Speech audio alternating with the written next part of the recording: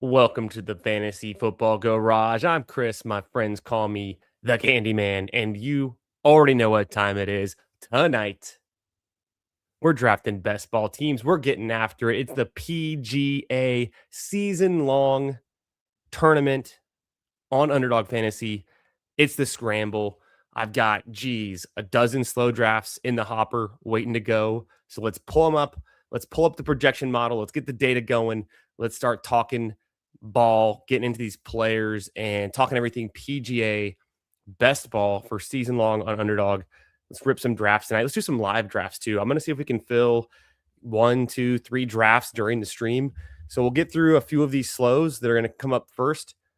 You know what? I'm going to go ahead. I'm going to jump in a fast draft right now. I'm going to jump into a scramble and we'll see what fills faster. Because if these drafts go pretty quickly, I've got some slow drafts, but none of them are due in the next 30 minutes. They're all 30 minutes plus out. So I'm jumping into a scramble right now. Let's get right into it.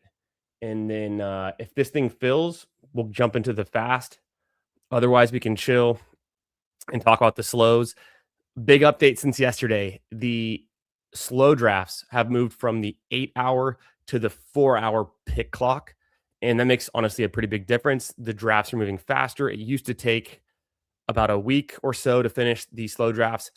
The Sony it's in 2 weeks. We're 2 weeks out. So less than 2 weeks out to start from the start of the 2026 PGA season. So yeah, the pick clocks have moved down to 4 hours, and they're moving along. They're going to move along. They're going to take about 3 days, probably 3-4 days to complete a slow draft. Some of them are going faster, I've noticed. But otherwise, we have a 20-second pick clock. I'm going to jump into a fast right now. Got about 40 drafts left to do before I max the scramble. We're waiting on 3. So I'm going to keep that one pulled up on my phone. Keep an eye on this one that's trying to fill. And let's load up some of these slow drafts that I've been working on. We did a bunch of slows last night, and we can kind of pick up where we left off. But before I get too far into it, let me say what up to everyone in the chat. Yo, what up, Jeff T? Money ain't a thing. How we doing, brother? Hope you're having a great Friday. Happy New Year, everyone. Welcome into the garage. If you're new to the channel or if you're watching this later in the future, make sure you're subscribed. I've got a goal to hit 1,000 subs. I think I'm going to try to get there before the start of the 2026 NFL season. We're about 200 subs away. Let's make it happen. It's free, cost you nothing, but it would help me out a ton. Also, make sure you slap that like button on your way in. And if you want to know when I'm going live to draft with me or just come hang out in the chat, make sure you turn on notifications on YouTube. I'm also streaming this live to Twitter. So if you're watching this out here on x.com, jump in over to the YouTube channel. Make sure you're subscribed. Do me a favor and come say what up in the chat and tell me what you're drafting, which players. The poll today, I want to know which players you're interested in, your sleeper picks for this scramble for this season-long PGA best ball, rounds 10, 11, 12. Who are you scrolling the F down for? Who are your scroll down picks, as we would say in the best ball streets? Let me pull up in this draft that I've been working on. This one is actually only from yesterday, but it's moving pretty quickly. It is a Scotty Scheffler, Harry Hall, Sam Stevens start, which I think is very strong. We got, of course, the GOAT, Scotty. We've got Harry Hall, a grinder, and also pretty strong, finishing top 10 at a high clip. Sam Stevens, another grinder who honestly had some good results last year as well. Looking at the board here, my obvious choice, I have 2 to go back to back. I'm thinking Ryan Gerard, who I love, Michael Brennan, Jacob Bridgman, or Nico Echeverria. I could also throw in, I have not been clicking a lot of JT Poston. I have been clicking a lot of Max Grazerman. He is not in the signature events, kind of similar to Echeverria or Brennan, but Grazerman and Echeverria, I think, are both in that swing 10, that Aon next 10 classification. So interesting. Let's go ahead and pull open the projection model and then load up this team. Here we go. So this is my Google sheet that I keep live and updated and going. You can see I've got this team here. I'm going to copy it from below, throw it in here, and we can look at my projected events for my players so far. An X signifies they played it last year. They don't necessarily followed the exact same schedules year to year. A lot's changed. The schedules have changed. The players have changed their status, whether they're a non-signature event player before, maybe they won a tournament or they qualified based on their FedEx Cup ranking, and now they're jumping up back into the signature events. And so at least we know what they did last year. The circles are events they're qualified for already. And then we have T, which is tracking towards qualification. The RC is the reigning champion. And then you might see an E in here. The E here for Scotty at the Amex. I expect him to play that event, is what we're going for there. The fast draft that I jumped into, it's one more to start. A fast scramble, 20-second pick clock. But before we get to that, we're going to make the selection here, I think. Well, spoke too soon. The draft is starting there, but let's go ahead and make these picks. I think I want to go ahead and I was thinking definitely get Michael Brennan, and then I'm between Gerard and Bridgman. Let me throw Brennan in there. Fat fingered it. Brennan, and then do I want to go Bridgman or Gerard? I think they're pretty similar. Gerard gives the Valero. At least he played it last year. Bridgman gets the Phoenix. Both nice events. If I go into the live data, I've got some more data pulled in here. I'm going to pull up Bridgman, highlight Gerard. So he's 15th percentile in birdies per round. He's 96th percentile in rounds played. He's 85th percentile in cuts made. He's 70th percentile in top tens last season in 2025 on the PGA Tour. Comparing that percentile wise to Bridgman, Bridgman's a bit better in terms of his top 10 percentile at 79th percentile. He's pretty similar overall in the rounds played 92nd. He does score more birdies per round. He's 65th percentile, and then he's just a bit lower on the cuts.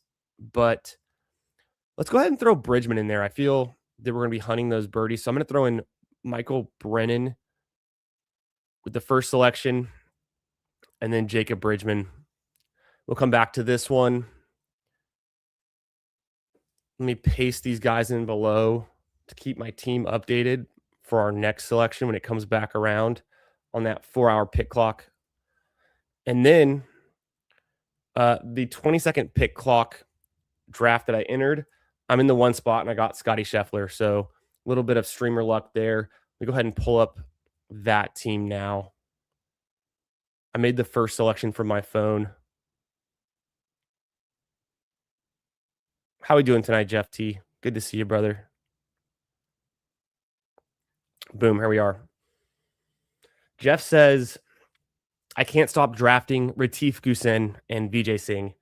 So Jeff is, he's been time traveling back to 2003, maybe 2002, and he's drafting a bunch of Vijay Singh and Goosen. I think that's a great pick, for that era. So good shout there.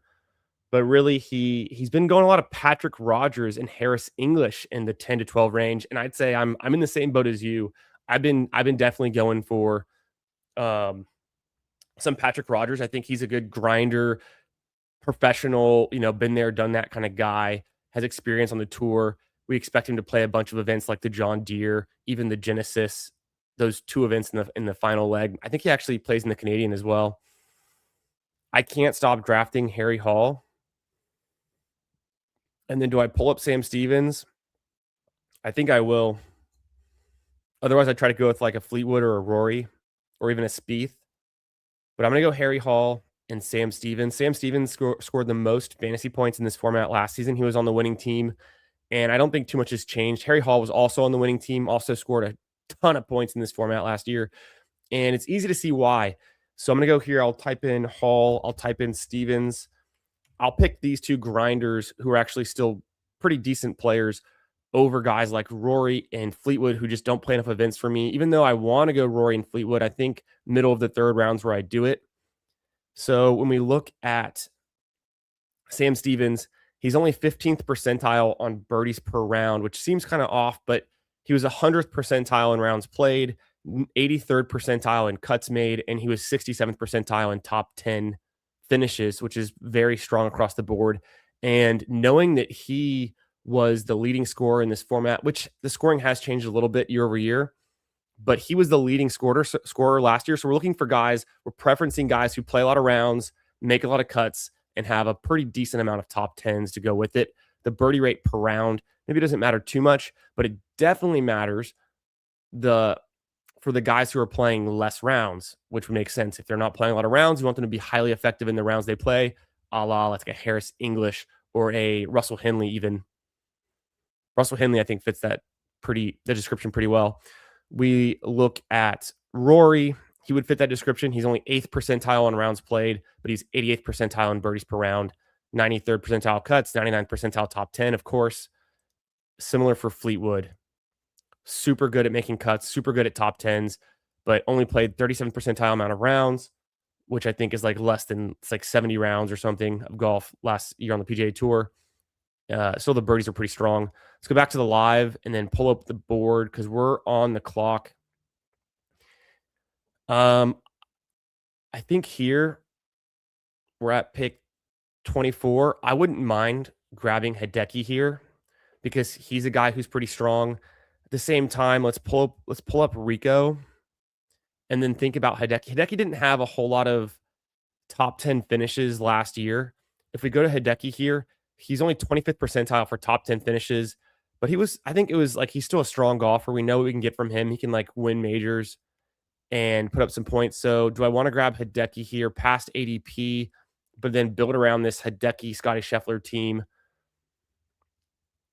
I think I'll do it. I'm going to be in a little bit of a spot where I'll grab Hideki. Pretty sure I queued him up there. Yeah.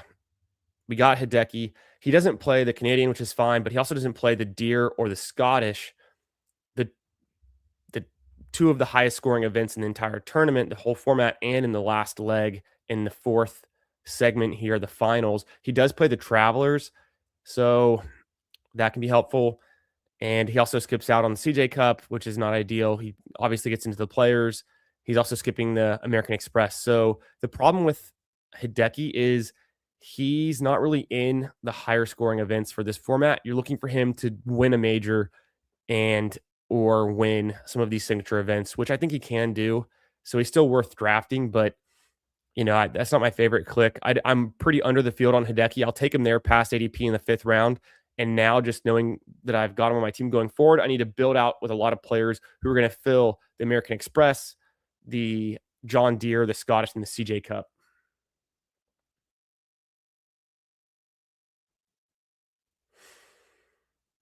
One pick away here. We can do Michael Thorbjornsen, who just finished up his debut on the TGL, which is pretty fun to see. The dude can drive it. He was killing it with the putting. So let's go ahead and grab Thor Bjornsson with pick 36. And then I think I want to go Wyndham Clark. Let me just make sure. So Thor Bjornsson, Wyndham Clark, not in the Deer, but does probably play the Scottish and is in the Amex. So I'm cool with going Clark here. I've got a bunch of Wyndham Clark. He's a guy who didn't get the signature event status, but I expect him to play a fair amount of the signature events based on his sponsor qualifications. So getting those sponsor exemptions, and if not, he's going to be grinding anyways. So still really needing to fill out the John Deere, and that's going to be the priority for at least my last 3 picks.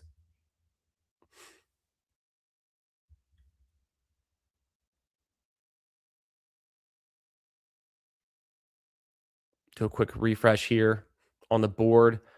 Let's see what everyone else is drafted. So we're in the 1 spot. We got Scotty Scheffler. Followed that up with Harry Hall, Sam Stevens, Rico Hoey, Hideki Matsuyama, who, not my favorite pick in this format, but got to get some exposure to him. Might as well do it on a Scotty team and just hope that we have, between Scotty and Hideki, a lot of the signature events and majors covered with winners or maybe runners up. Thor Bjornsson and Wyndham Clark, who are not in the signature events. So they should be, carrying some of the weight on those open field events. Coming back around pick 48, 49 in this range, I typically just like to get my guys and maybe even reach up a bit. If Goddard is still there, I think he's a smash. Valimaki and Higo are fun. I know I'm going to get Goddard up, so I'm going to go ahead and put him in there. And then, do I want Sammy? I think I do. Or do I want to go with, was it Homa was the other choice I was thinking? No, it was Higo. Higo sometimes has been falling, so I'm going to push Higo. I'm not 100% sure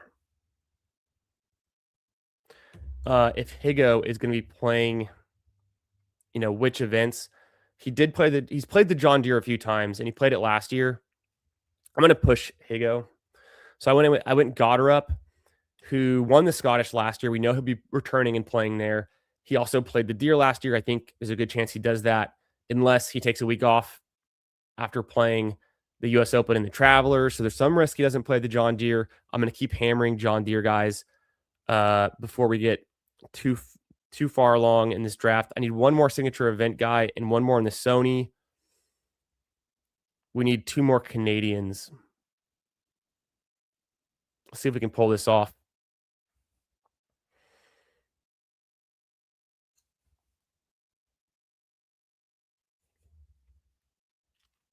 I could go English. I could do Fox. Fox would be a nice pick here. I think Fox just went. No, Fox is available.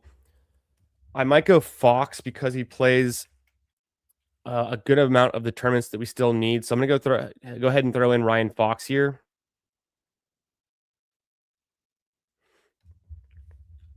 If I do English,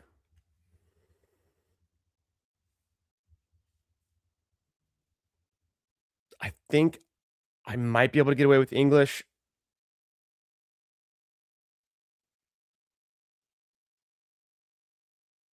I went Glover because I know he plays the John Deere pretty well. He still gives me my coverage for the Sony. Another selection for the Amex. Gives me some more signature events filled up. He's not in a lot of the majors. He's in the PGA, but he's not in the US Open. So I know he's going to still play these other events. He doesn't get the Canadian, which I think English does get, but he's for sure going to be playing that John Deere. So I do like Lucas Glover a good amount. If I'm going to go with guys who are qualified for the signature events later on, Ryan Fox, Lucas Glover, a pretty nice combo pairing. And then for this last slot, a guy I've been drafting a lot of lately, Ryu Hisatsune, I think can get hot, can go on a nice streak here, and is also, based on what he did last year, playing in the Canadian, playing in the John Deere, the Scottish, the Genesis Open. So he's a guy that I'm going to go ahead and highlight.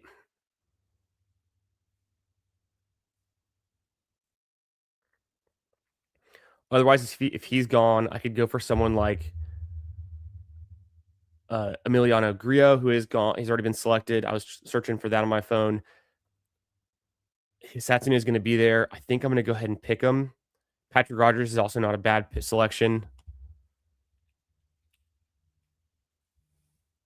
I'm going to go with Hisatsune, who I've been taking a bunch of lately. And I can show you some data around like why I'm making that selection. I think I do need to get off it a little bit just so I can diversify my last round picks.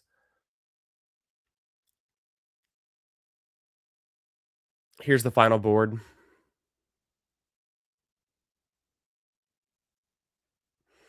Started off with Scheffler, Hall, Stevens, Hoey, Matsuyama, Thor Bjornsson, Wyndham Clark, Chris Goddard, Sammy Valimaki, Ryan Fox, Lucas Glover, and Ryu Hisatsune.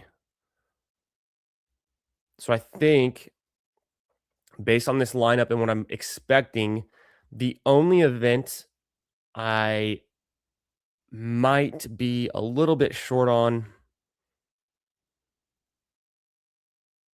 Actually, I'm looking pretty good. I'm looking pretty good. I've got 7 starts in the API, which is a lower scoring event, does have a cut for the Arnold Palmer Invitational. I've got 9 in the Genesis, similar setting. It's a signature event with a cut. And the Memorial.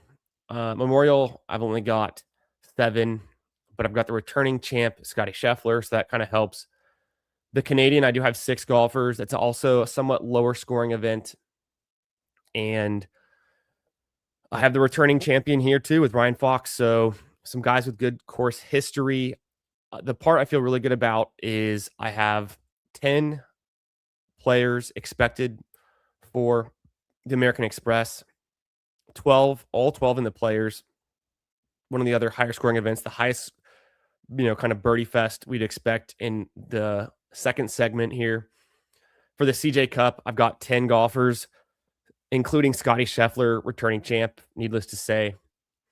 And then in my final grouping, this is where I'm probably the weakest on this team, which is not ideal because this is where you want to be the strongest, essentially week 17.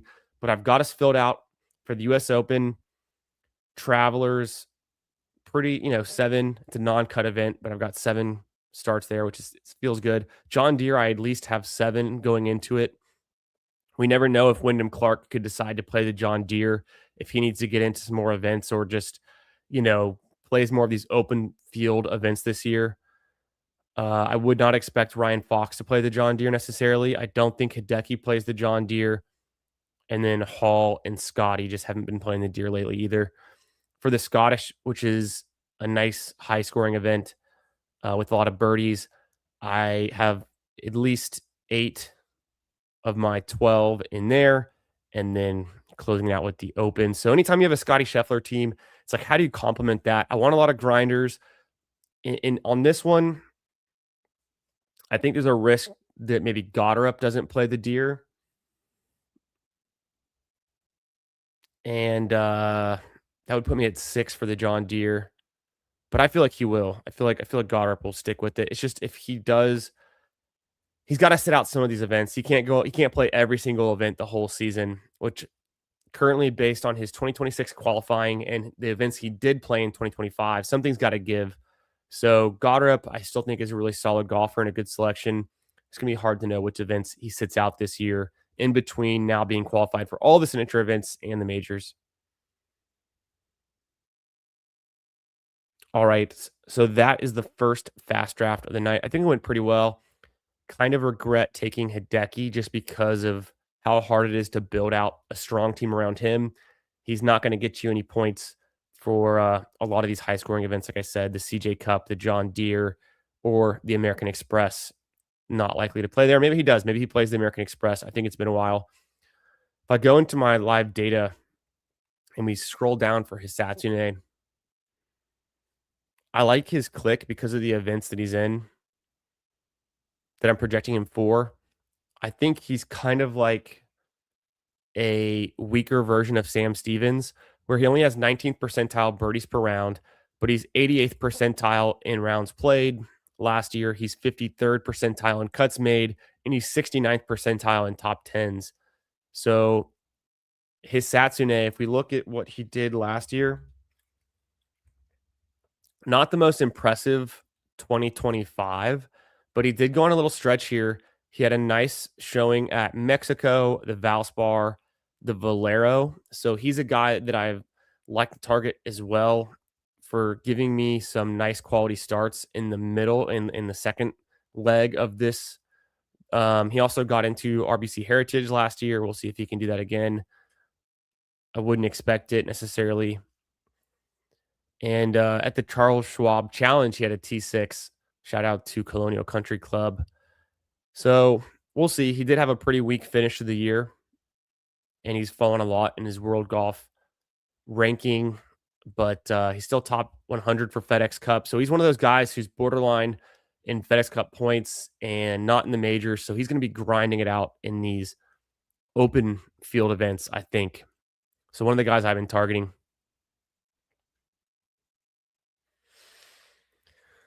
Jeff was saying he's through about 75% of his drafts, and Drafting from the 5-6 a lot, guess not winning this year. That's what people are saying. If you're not drafting from the one hole, you might as well just phone it in, right?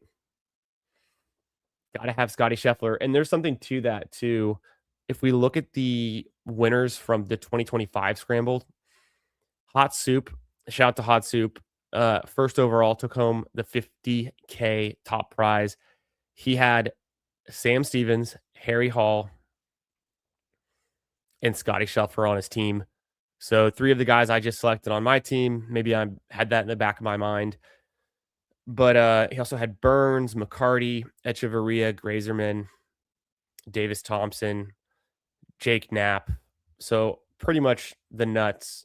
The only pick that I thought was pretty funny was Justin Lauer, but I think Justin Lauer still contributed some points, and in other segments, not just like the fourth finals set of events, I think Lauer was actually putting up some, decent rounds at some of the other courses. Lauer went on to, he's not really qualified for that many PGA Tour events for 2026. But yeah, each of the top 3 teams here, first, second, and third, all had Harry Hall. They all had Scotty Scheffler, and 2 of them had Sam Burns. 2 of them had Matt McCarty. 2 of them had Jake Knapp. 2 of them had Sam Stevens. So there's something there. There's something there too. And the scoring format has changed year over year. Jake Knapp, another name, but it's not so different. I think there's a lot there to learn on the kinds of combinations of players you want to win this tournament. We'll jump back into the slow draft streets before we kick off another fast draft at some point soon. Let me check in with Jeff and see what he's saying. Yeah, what's up, Reflect the Sun? How we doing, brother? Good to see you as always. Hope you're having a great start to the new year, my friend. Happy Friday.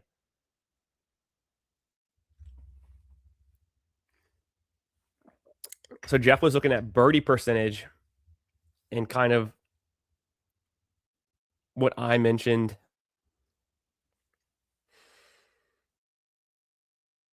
Yes. Yeah, going for guys who get a lot of birdies, I think, is important for this. Bro, Reflect the Sun. Happy New Year. Shout out to the GOAT. Appreciate that, my man. The $20 bomb, the dono, supporting the stream, supporting your boy, the channel.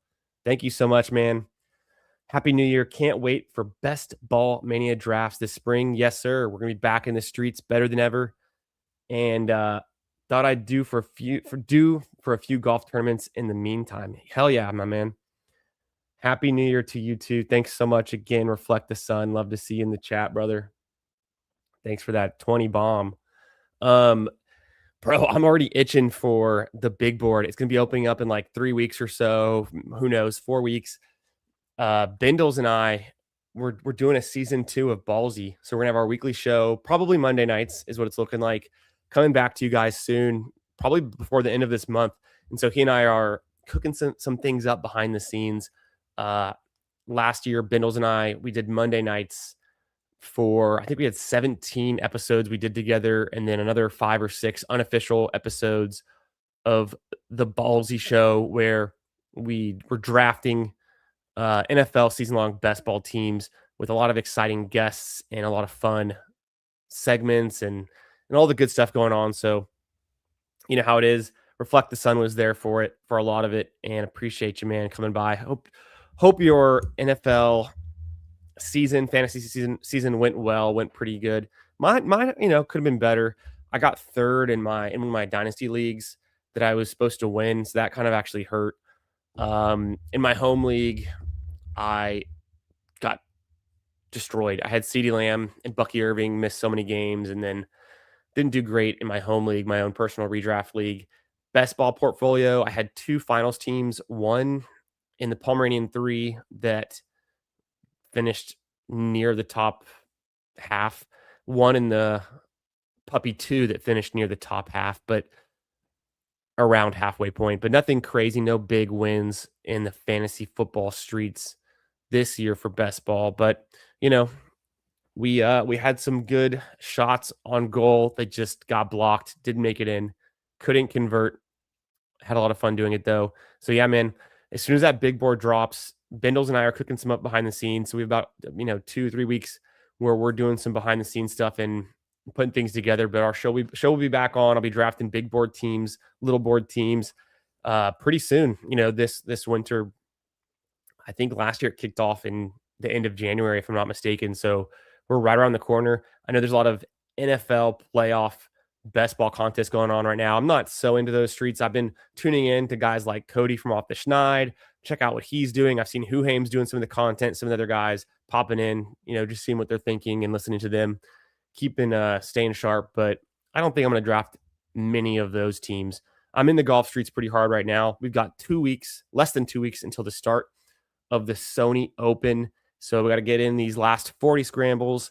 And then pretty soon after that, there's going to be the Albatross dropping, which is the majors only season long PGA best ball tournament on Underdog, which I love. And also this year, shout out to Underdog. They're coming out with a brand new weekly tournament format for PGA where you can draft players before Thursday, and then that same roster of drafted players will compete throughout the weekend. So it's no longer you don't have to just draft dailies, just players and winning and getting paid out for a single day like a Friday or a Saturday or a Sunday. You can now draft for the entire tournament. So I'm pretty stoked to get in on that as well. I'm pretty excited to get into those streets, those weekly golf tournaments. I think it's going to be pretty fun to do.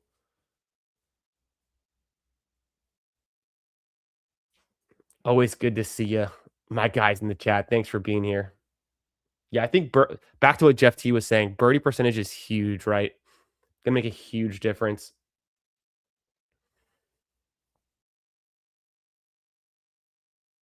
Let me go ahead. I'm gonna retweet out that we're live. At first, I was gonna go live around 9:30. I decided to bump it up a little bit because the kids are asleep. Might as well get started. Let me go ahead and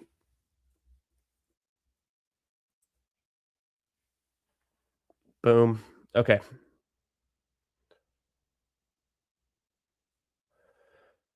90% of the signature event guys sit out the cognizant. What's your thoughts? I think a lot of them do.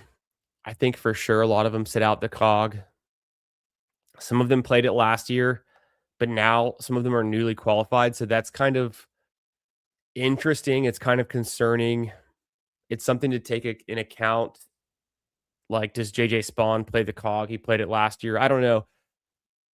I think we're really going to have to make sure that we have enough players in the cognizant, like the Jake Knaps, Billy Horschels, who aren't in all of these signature events, Keith Mitchell's. So that's probably something I'm lacking a little bit in my portfolio right now. I'm probably leaning on guys who are in the signature events to cover my cognizant event. And hopefully I still have 6 that are in it, but there's going to be a chance that a lot of those teams I drafted early on, or even some I've done more recently where I just have assumed a lot of the guys who are in the Siggies are going to play the cognizant and they end up sitting out. I think Jeff's right here. So something to be aware of. I've definitely tried to get, 8 guys that I think are going to be playing the cognizant. And so if 1 or 2 sit out, hopefully it's not, everyone, but I totally would agree with that. It's tough. You got to definitely plan ahead for the cognizant. I think the John Deere is kind of in that territory too, because it sits in between US Open, Travelers, and then the Open. And a lot of times, guys who are already qualified for the Open, they're going to travel and go play the Genesis Open, the Scottish. And so they might skip the Deere for a travel week, get over there across the pond. Yeah, drafting some golf, my man.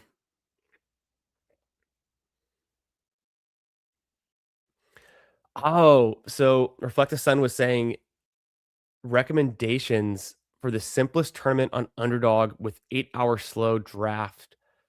So the PGA stuff just moved to a 4-hour clock literally today.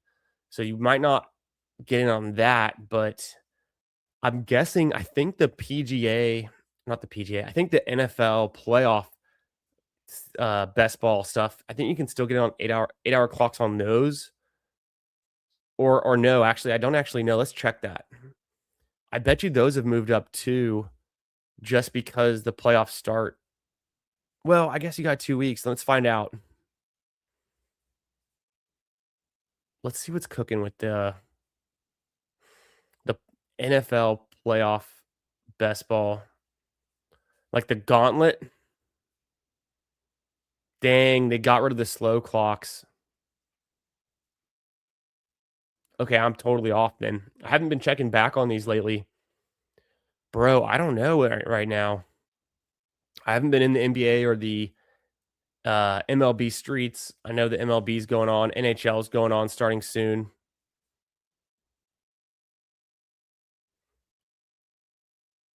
Let me jump into this slow draft and then pull it up. I'm gonna scroll down and get to y'all's comments in a second. I gotta let my dog out. She needs to go outdoors and she's signaling me. So let me throw on this. I'll be back in 10 seconds.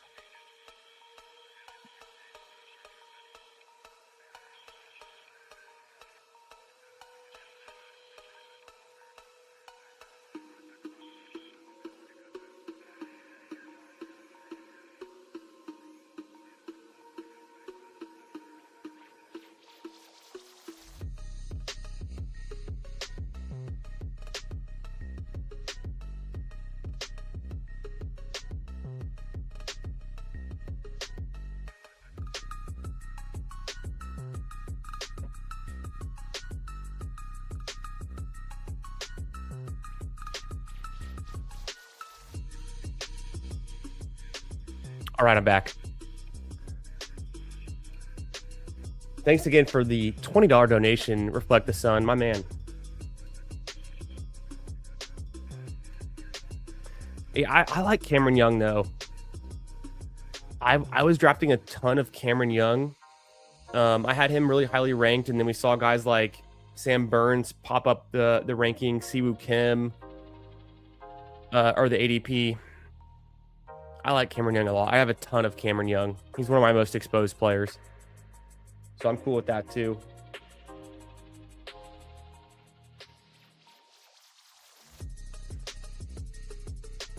Yeah, I know. For the big board, there's so much research we got to do on this new rookie class. At the prep, I mean, I watched some college football, so there's some names in the head, some ideas. I honestly I don't even know like who's exactly declared yet. I know I've been seeing it on Twitter, but I need to get like a running list of top players who have declared for the draft, skill position players. We'll definitely do some rookie research as well in the upcoming weeks, getting ready for our dynasty rookie drafts, getting ready for our big board drafts, our pre-NFL draft.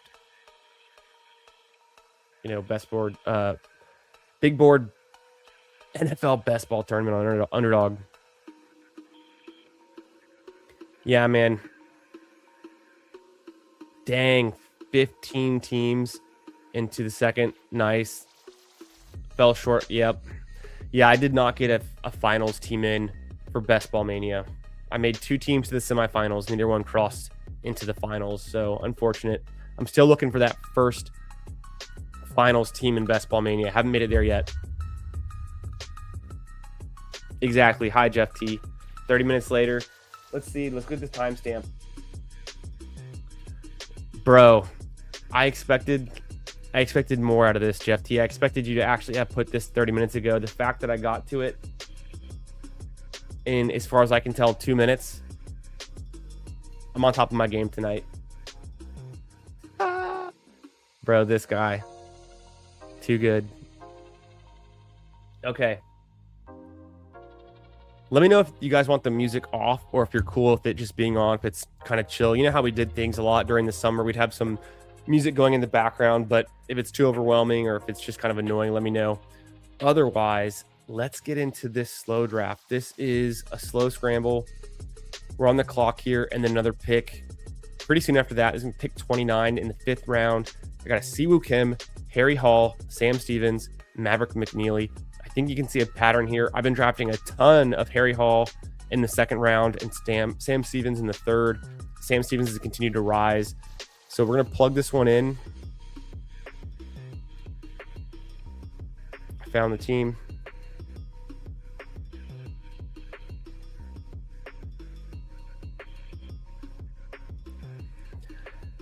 And it's the typical stuff. It's like, do these guys play the cog this year? Got to make sure we're covered for John Deere. Canadian. Looks like our Scottish is looking pretty good.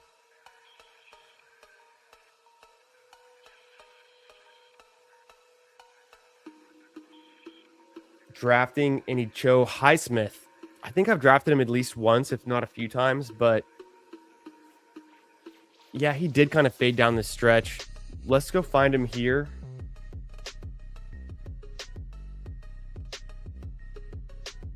Boom. I mean, he's in a good amount of these events, these non-signature events. I think he's worth drafting. He won the Cognizant last year, so that's always, we think, he's a good player to go back and to get for that tournament specifically. He's barely drafted in this format. I think he's a name to remember, though. Like you said, he kind of fell off at the end of last season. So with Joe, he really fell off. Now he's kind of still near the top 112 for OWGR, near top 100. He's 67th in FedEx Cup, so he's not that far off in the FedEx Cup rankings because he had that win at the Cog. And then because he won the Cognizant, he actually gets entry into this event here, the Heritage. So he's an interesting piece. I do need to get some more Highsmith. I kind of stopped drafting him maybe in the last month, but I was drafting him back in November a little bit. He had some problems with the cuts. He did have a T8 at the PGA Championship, which is pretty nice. For this format, a lower scoring event, so not a big impact there. But after that, Charles Schwab, through the end of the season, just tons of cuts. So he's got to turn that around. Young guy, up-and-comer, still, I think, needs to be drafted in this format. More than none, for sure. Okay, good. If Jeff T's drafted him, that makes me feel good. Yeah, he's definitely playing the cog. We know he's good at it. It does. But he maintained. He's got a 67th in the FedEx Cup standings, so he's going to be in pretty much every event except for the signature ones, right?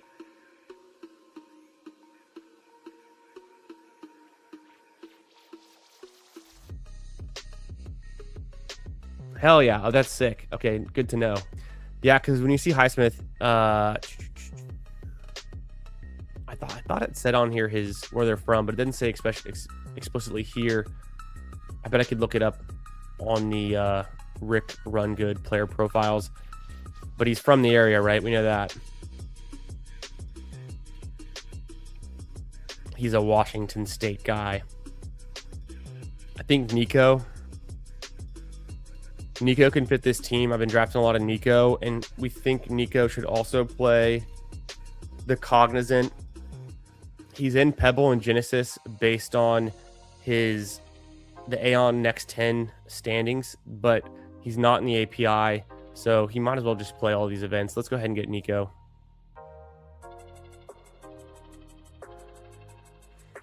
Grazerman's another one that could fit that description. Maybe Grazerman just plays like all of the events in the first stretch. 7 events in a row.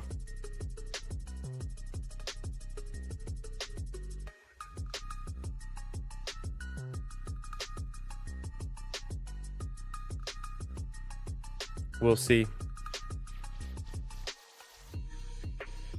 Yeah, he's from Lakewood. That's right. I know where Lakewood is. I haven't been there in person, but I've been near the area. I've spent a lot of time in Tacoma.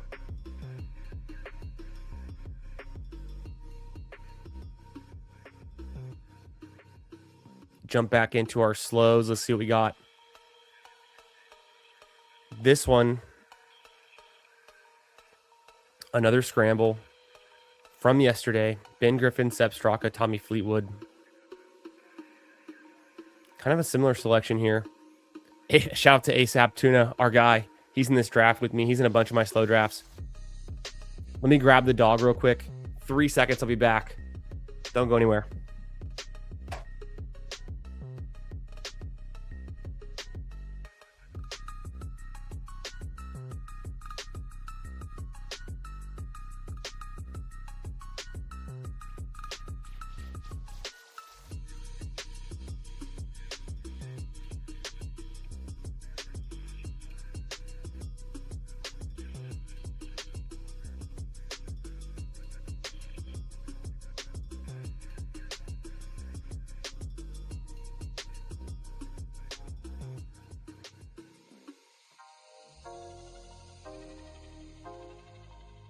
All right.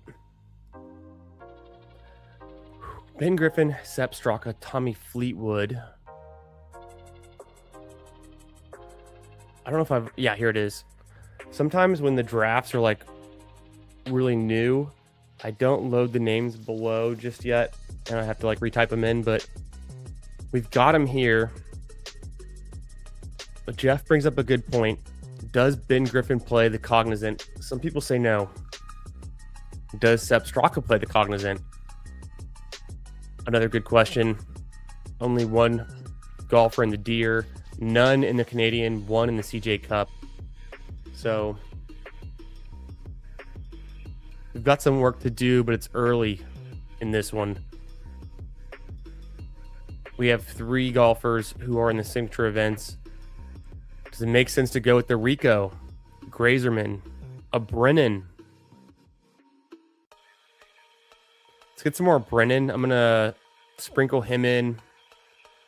Hoey and Grazerman are also fine picks. I know that ASAP is going to take probably 2 out of these 3. So let me go ahead and just get Brennan, who I have less exposure to. I have more Hoey and more Grazerman. I want to get some Brennan. I love Bridgman, Gerard, Nico again, Novak. I have a bunch of Harmon. Harmon is a big riser. He's risen a ton in this tournament. If we look here at the ADP trends, so we are in week 6. The tournament opened on November 26th, so we're 6 weeks in. I've been tracking the ADP and drafting it pretty much every day it's been open. We go down here to, Sam Stevens is probably the biggest riser. He goes from pick 72 to now he's going in like the teens. He's one of the biggest risers. Same thing with Harry Hall, pick 59. Now he's going in the teens. Michael Kim, actually, from essentially undrafted to a first round, second round pick. But let's show Brian Harmon. Pretty realistic rise in the 50s for most of the tournament, and then establish the run, and Pat Mayo released their rankings, and he jumps up 20 spots in the last 2 weeks.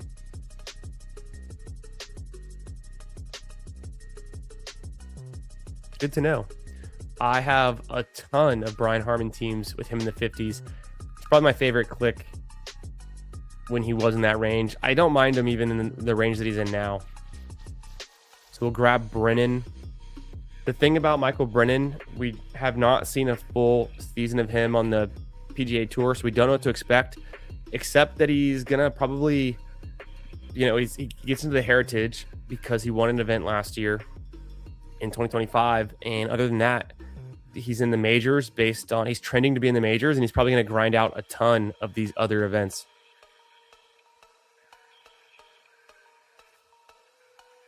Yeah, Jeff's saying probably plays a little bit less for Ben Griffin.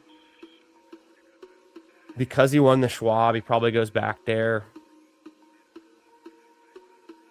Yeah, the dude, I love Ben Griffin. So fun to watch last year. Also, do you remember when he had to, I forget what tournament it actually was. He did didn't he do a medical withdrawal or what? Or he kind of blamed his bad play on what ended up being heat stroke, but he thought he overdosed on creatine. He was like, "Oh, I had creatine in my shaker and I just finished off the whole thing, and I looked and I put a chunk of creatine in there that was more than I should have had." And the funniest thing about that was then the next week he does like an ad for some creatine gummy company, which was hilarious. And he came back out and he's like, "Wow, I now know that you can't overdose on creatine. So I was just dehydrated." But he turned his whole, what event was that? Jeff, you know what I'm talking about? We can look it up because I think, was there a certain event he did withdrawal from, or did he just get cut? It was probably like the CJ Cup or something.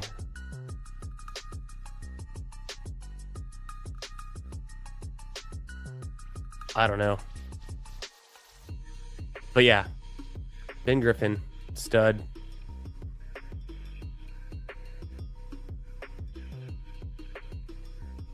3 wins in 2025, including the WWT Championship in November. Absolute stud, grinder. We got Brennan on this one.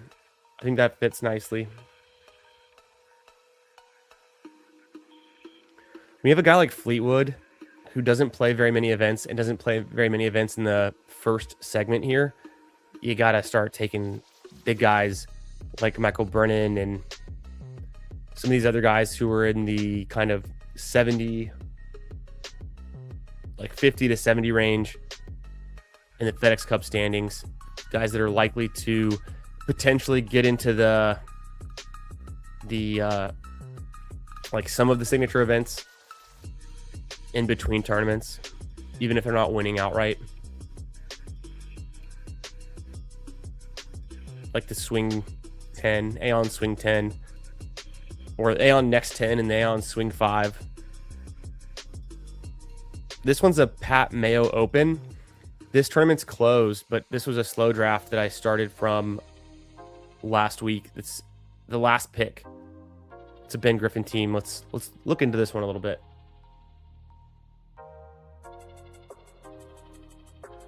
I know, I don't remember either, but it was like one of those weeks in the middle of the season. Thoughts on Johnny Kiefer? I'm a fan. I've come around. I think I want to be drafting more Johnny Kiefer on these teams. I keep trying to push Johnny Kiefer, and then somebody will take him right before I get there with my next pick. I think just bite the bullet, take him like a pick ahead of ADP, and get some exposure to him. I don't know that he's the skeleton key for 2026, but I don't think he's a bad pick either, because we know that he's good. We know he's going to like grind out some of these lesser the non-signature events, the non-majors. I think he's actually qualified for the majors already because of his Korn Ferry Tour status, but he's a guy who's also looking to have his first full season on the PGA Tour, so it's hard to know what to expect, but I think he's a fun up-and-comer to go for. Kind of similar with Neil Shipley.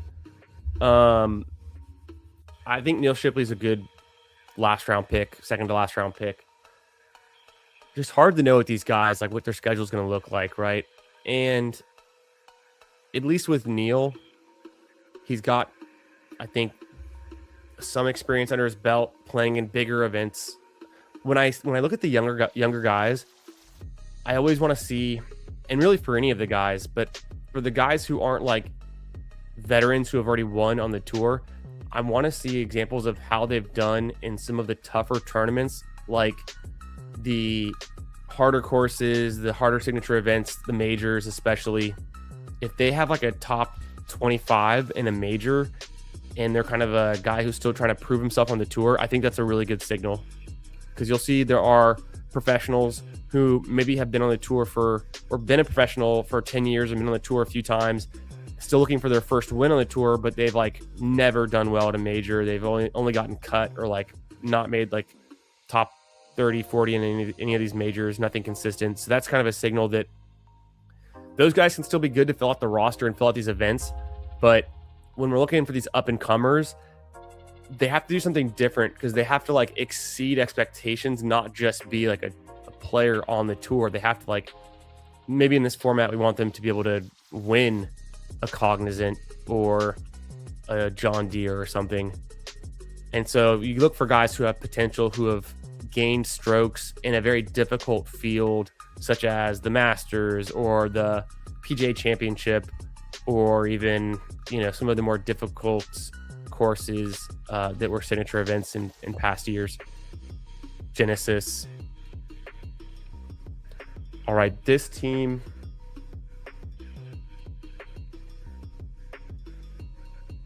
Yeah, I would agree with this too. The Korn Ferry guys, they're pretty interesting. So, and they're lesser known names. They're not as frequently clicked, right? Much more likely that people are drafting Max Homa. He gets drafted almost every single draft. The name brand value, but does he get outperformed by a guy like Johnny Kiefer? Probably. Neil Shipley? I don't know. That's more of a toss-up, but maybe. With guys like Homa, though, they at least have a course history, so that's a little bit easier to predict.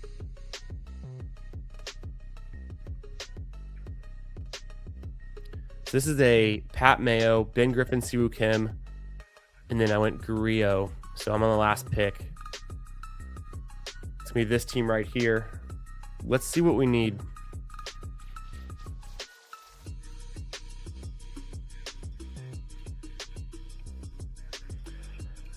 Let's do a little... So I'm pretty good across the board. Let's do a little thought experiment here with the cog, like Jeff was saying. If Ben Griffin doesn't play the cog, I've got 7. If Spawn doesn't play it, I've got 6. Grazerman should. Novak might not play it. Now we're at 5. Goddard, same thing. Let's say one of these guys does play it, though. So I'm going to... I feel like I've got 5. McCarty should play it. McGreevy should play it. English won't. Grillo should. So I'm at plus or minus 5 if I on a low end scenario. On a high end scenario, I've got 8. So obviously, I definitely want to get one more for the cog. And then other than that, CJ Cup is probably a similar kind of exercise here. So I want to draft a player who's in the cog, in the CJ Cup. They're not going to be in the Travelers. That's a signature event. Could they also be in the John Deere for good measure? I think I have the Scottish covered. Sometimes I do try to get guys who are also in the Scottish and the John Deere. I'm not going to make that a sticking point here because I think I'm really, really good on the Scottish. And I have Goddard, who's the reigning champion anyways. So guys, I think about here, and I'm going to see if they're available. I'm going to pull this up on my phone so I can see which players are still in the queue that I can draft. So Vince Whaley comes to mind. He's going to definitely play the cog. He should play a lot of these non-signature events. He also gets into the players. The PGA Championship, which is kind of nice. Little add-on bonus there. So Whaley's a guy that I've been clicking a lot that I like there. I just want to see what we think for Homa.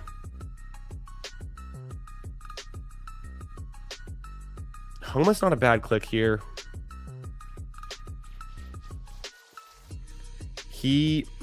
It's hard to know because he was in the signature events previously.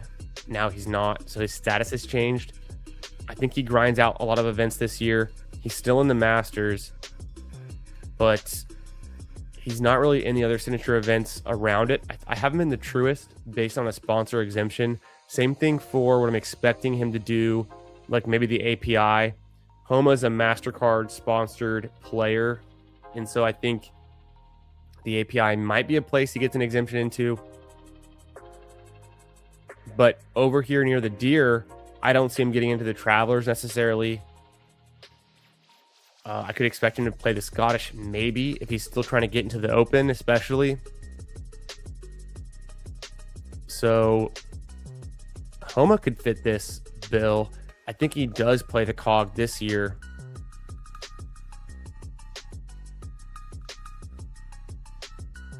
Pearson Cootie is definitely a birdie guy. Yeah, he's a name. I clicked him once or twice. Not a ton, but he's one to go for.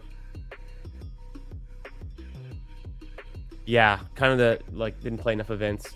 What you were saying, Jeff. Yeah, I do like Spieth. I've been drafting a good amount of Spieth because I know he's going to play the CJ Cup. And he should play he should be grinding, playing a lot of events.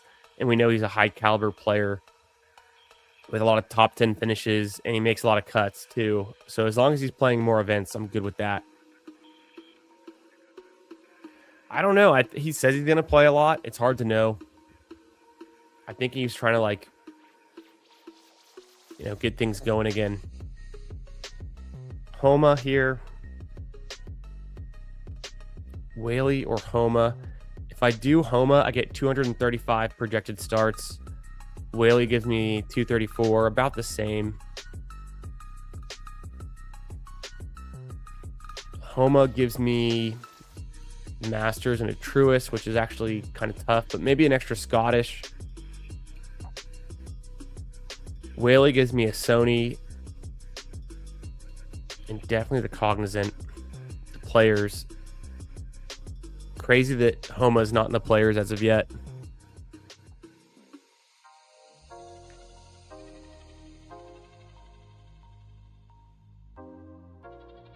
I think I'm going to go Whaley.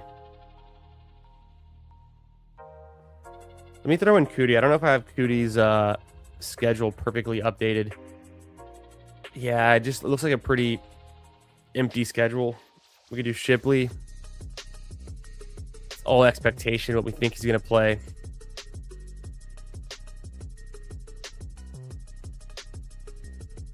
Also, let me remind myself, this is a Pat Mayo, so it's a 2 out of 6 advance, 2 out of 10 advance, 2 out of 6 advance, and then the final is like, I want to say it's like 35 people.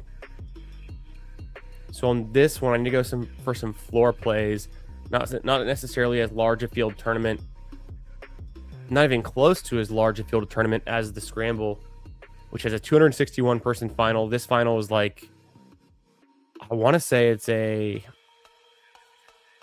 like a 30 person final.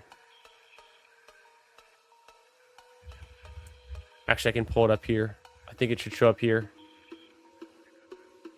Yeah, 36 seat final, 2-6, 2-10, 2-6. So it's slightly different. I need to go for floor. Do I want Homa? Do I want Whaley? Do I want like with Shipley or one of these guys? Let me scroll down and look at some of my data again. Keith Mitchell's kind of nice. I could do Keith Mitchell if he's available.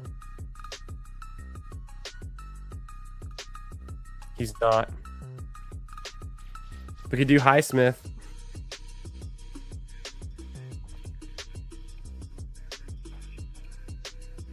Smalley's interesting. Shipley, it's tough to know.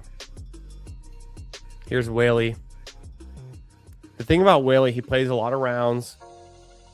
He makes a good amount of cuts, a good amount of top tens, has a good amount of birdies per round. I'm gonna keep going with my guy. I've been taking a good amount of Vince Whaley. I'm gonna stick with it.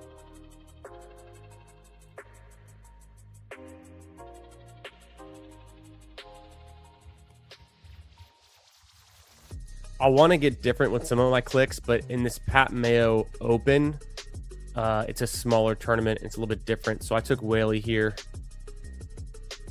Go back into the active drafts. Go into the next slow. It's going to be another Pat Mayo Open.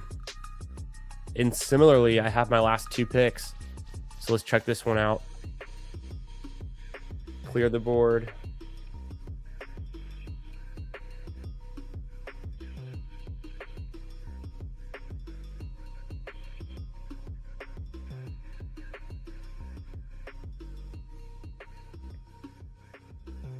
This one's a Siwoo Kim, Harry Hall, Jordan Spieth. Shout out to Jeff. Corey Connors, Maverick McNeely, Sam Stevens. I got Keeper on this one. There you go, Jeff. Knapp, which feels really good. He's been rising a ton. Davis Thompson keeps falling, but I think he's a solid pick. I took Keegan Bradley. I don't know why exactly I did that. And I have queued up here that I'm considering going with Rogers, Whaley, or you. I have 2 picks left. It's a Siwoo Kim through Keegan Bradley, Pat Mayo Open.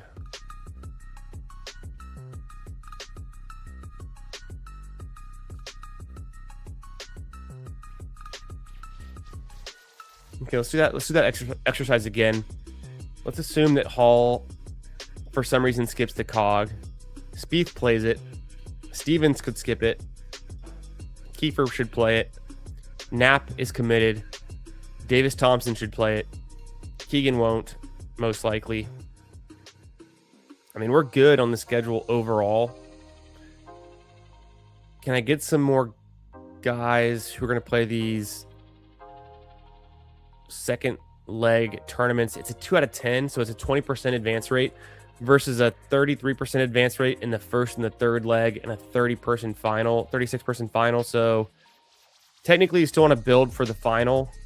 You just want to go a little bit higher floor and make sure you get there. So instead of focusing too much on advancing out of the first segment, I mean, you still want to do that, but it's a 2 out of 6. And so your second overall finish in your pod through the Cognizant puts a little bit more emphasis on doing well in the second leg. So I do want to get at least 2 more golfers. Well, I've only got 2 golfers left. I want both my golfers playing in the Cognizant, but I'm going to try to focus on guys who do well here. And I think, let me see if Hisatsune is still available. He's someone that I think does well in this middle segment and should also play the cog. Let me throw him in there. And then I definitely want...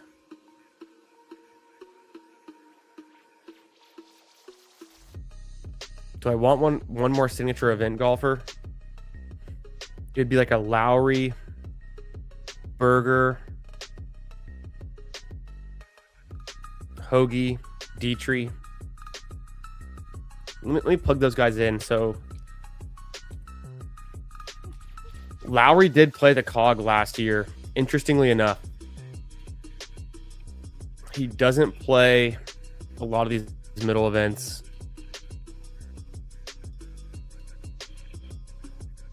He doesn't play the Deer or the Scottish necessarily. No, I did it just for you, Jeff, but also I shouted off to Johnny Kiefer.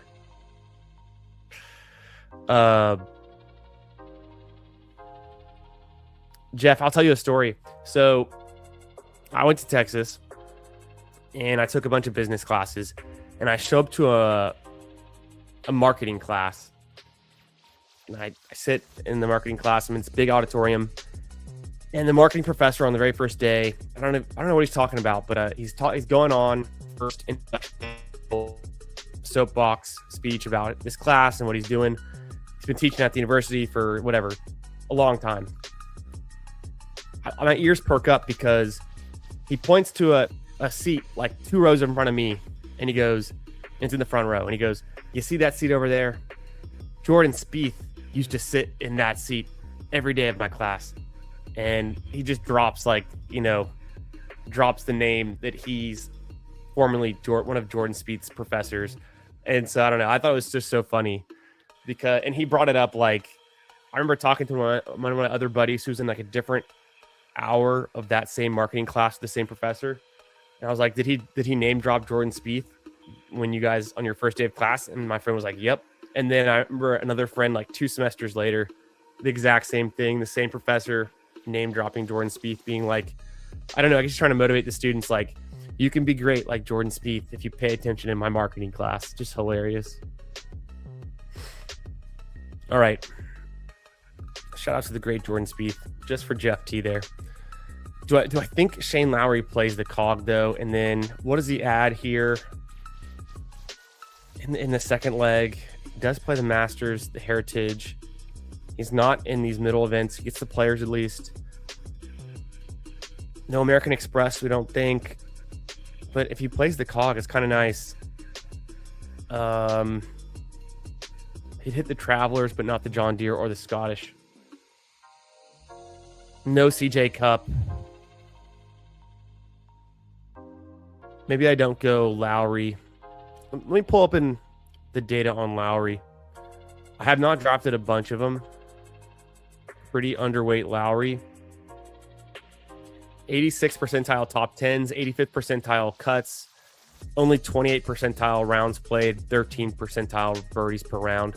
So he plays not a lot of events. He plays the tough events when he does play them. Let me think about that. I'm going to let my dog into the other room real quick. Be right back. One sec.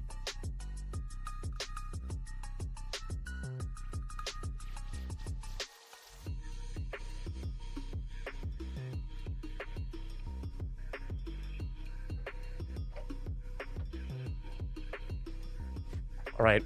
So I don't know about Lowry. Let me check out Berger. The problem with Berger is he was not... I don't think he was... Was he exempt last year? Let's look. I can't remember exactly if Berger was already in the signature events last year based on his medical exemption.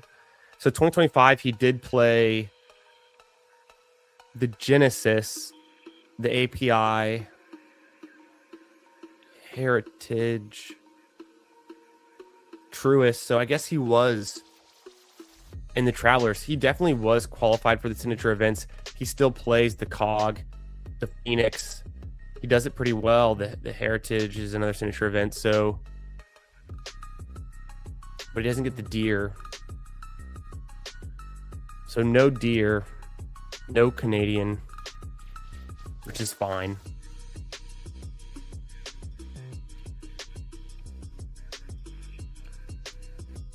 Only 3 SIG event guys played in Mexico last year. Yeah, Lowry could be, maybe that's one of her redeeming qualities. Lowry could be one of them, right? Berger played his way in last year. That's what it was. I thought, because I was looking at his history, and it's like, I don't remember him being a signature event guy, but I know he had like some medical exemptions. I guess he got that T2 at the Phoenix, and that propelled him into the Genesis, and that just cascaded into some nice top 25s that kept going, and he gets into the API and some other events.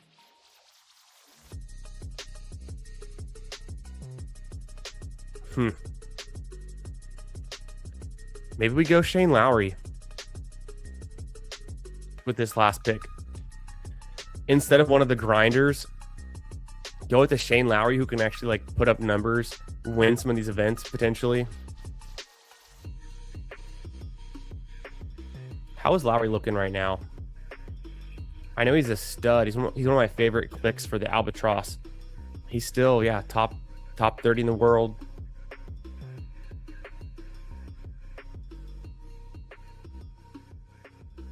I don't think we see him cut out and go play some DP World Tour events. I think he'll stick around on the PGA Tour. A decent amount of top 10s. Runner-up at AT&T. Runner-up at the Truist. There's always a chance he can take down a major. He didn't do very well at the majors last year. Pretty awful, but historically he's done pretty well. Wins the Open in 2019, of course. T3 at the Masters a couple years ago. It's nice. Okay, I'm in. Let's go ahead and just pull the trigger. Let's get Shane Lowry on this team. Or do I need something else? I think this will work. Kind of a bummer he doesn't play the John Deere or the Scottish. And maybe that's like, maybe I'm worried there because I only have so many guys playing the Deere.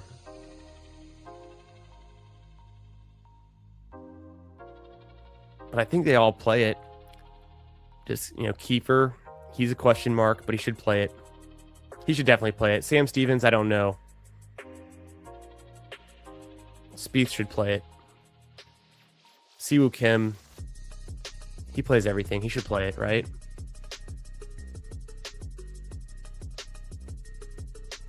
The problem is if I go into the Deere with less than 6 golfers, you could be drawing dead to win. It is a 36-person finals, so it's a little less risky. I'm going to go ahead and take Shane Lowry here.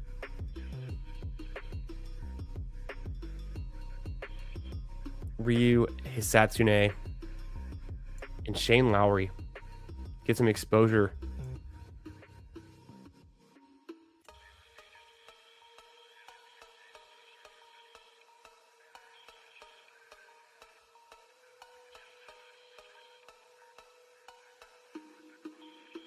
There we go.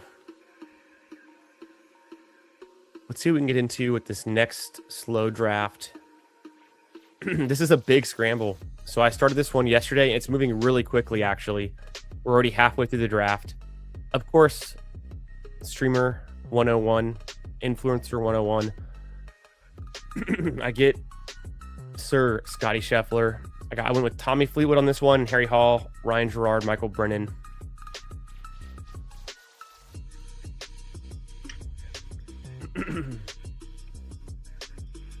Yeah, I do too. Yeah, I think overall that's how I feel about it. I think Lowry's one of my lower exposed signature event guys.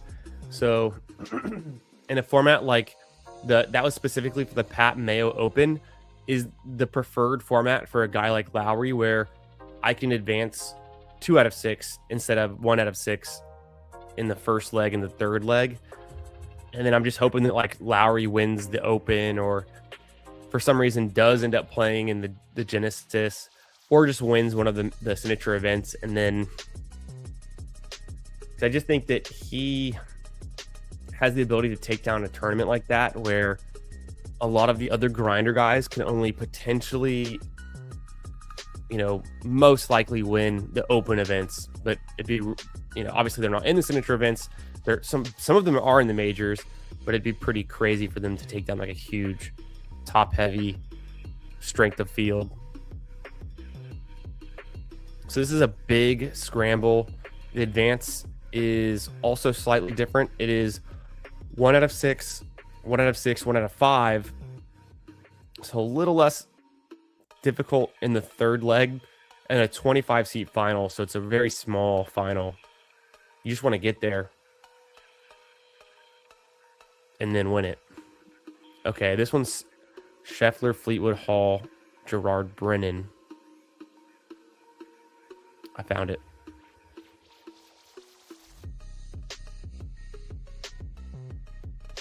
And I started it yesterday, and it's already in the 6th round. I don't know if Hall plays the cog. Gerard, hard to know. Maybe he does. He played it last year. Status change. Brennan, we think should play it.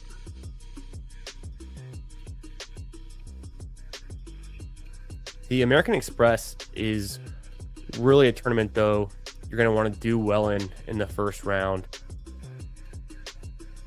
Potentially, a huge birdie fest.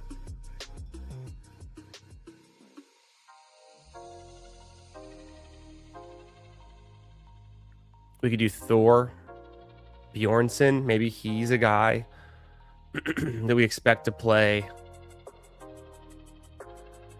in the cog. Knapp, we know, is committed. He's been rising a ton.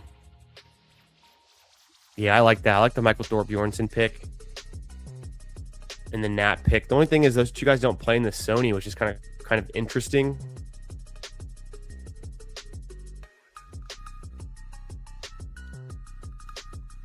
Maybe Michael Thor Bjornsson plays himself into some more events.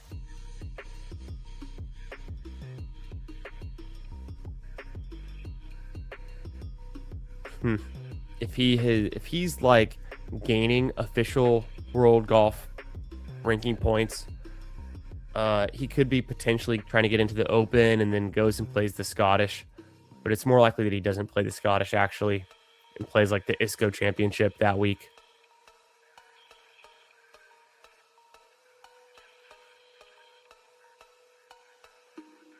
What I'll do is, there's always some signature events guys I can get kind of late or in these middle rounds that people start to just let fall. I have to worry about the Sony a little bit because I took Fleetwood, which I don't know why I did that other than just being a late kind of anchor on this team. And then obviously Fleetwood's good when he plays. Doesn't play a lot though. So I need a lot of grinders. I'm going to go Thor Bjornsson and Knapp.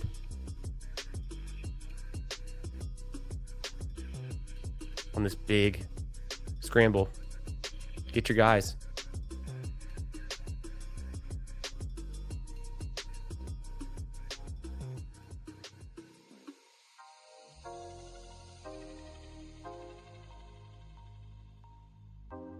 Throw them down here on this team tracker.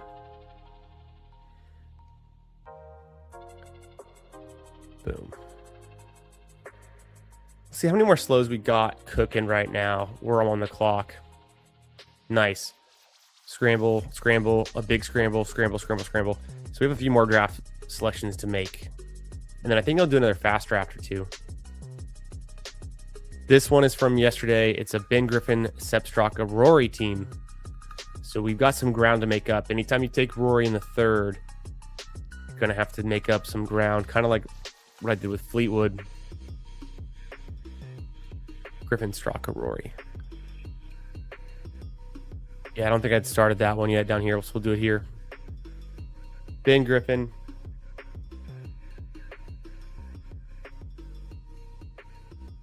Seb Straka. Can't type. Rory McIlroy.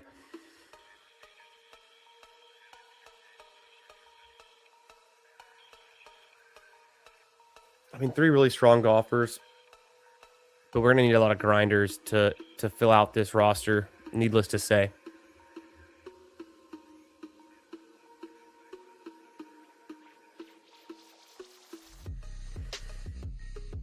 Nick Taylor, does he play the COG? I don't remember. He doesn't. Gives us Sony and American Express, though. Players, Travelers, Scottish. I like Nick Taylor. It's not the team for him, though, with Rory here. It's a Hoey or Grazerman. Echeverria. I want to do a quick comparison on those 3 golfers and see which one I think better fits. So Hoey, Grazerman, Echeverria, all of them are on the Aon Next 10.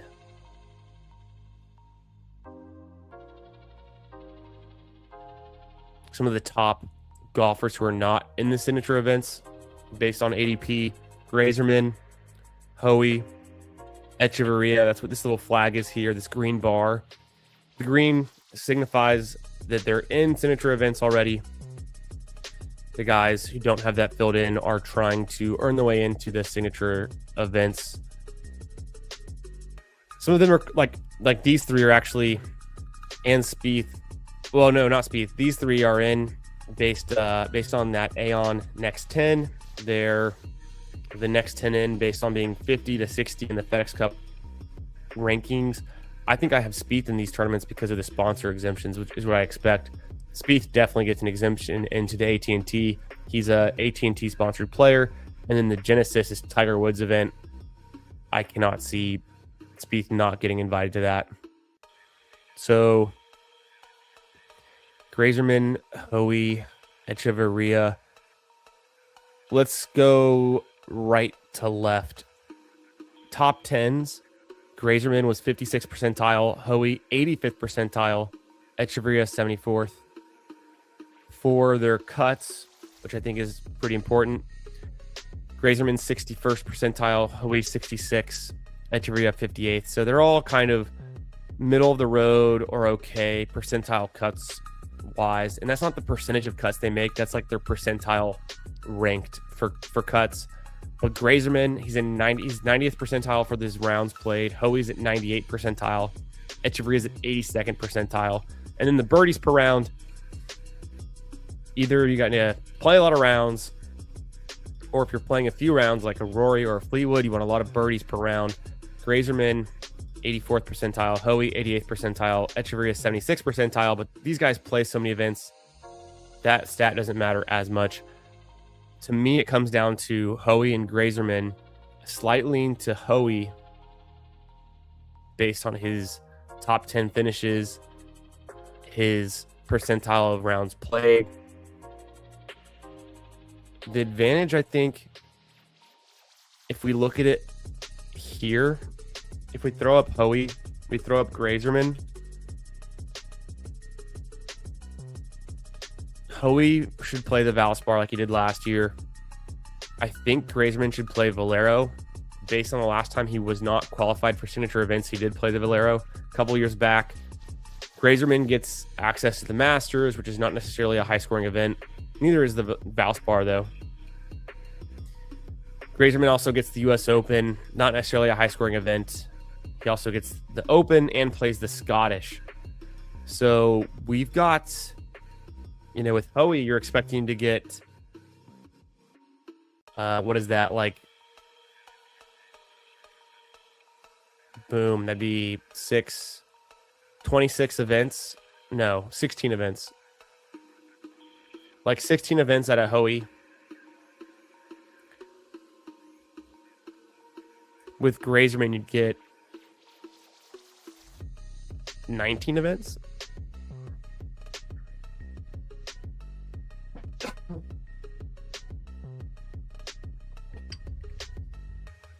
So are those extra events worth something? Those majors? This is a scramble. You really just need the right guys. You gotta get the right guys who are gonna do well. These different legs actually win or compete. Hoey was finishing top 10 more frequently. Let's go through the history on Hoey real quick from last year.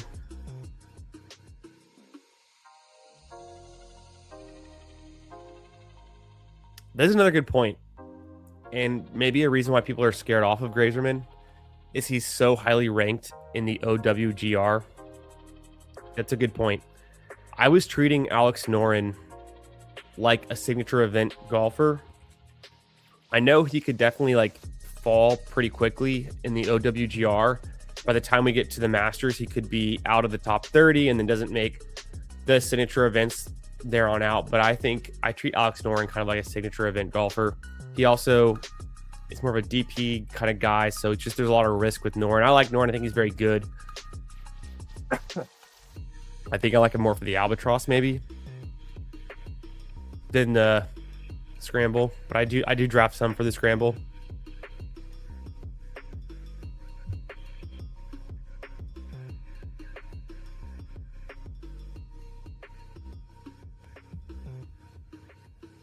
People were scared of Grazerman for the live rumors. That was a thing for a while.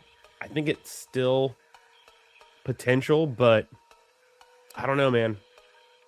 I think he stays. I don't know. What do I know, though?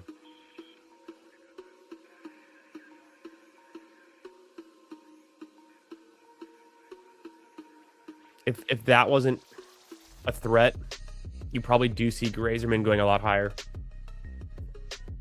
Yeah, full out on Noren. I've kind of stopped drafting Noren lately. So, where is Hoey good? Houston.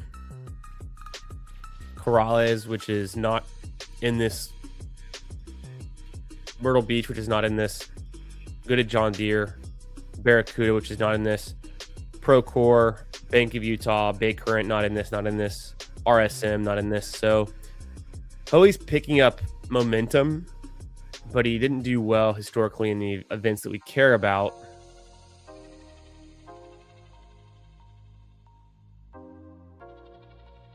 We go back to Grazerman.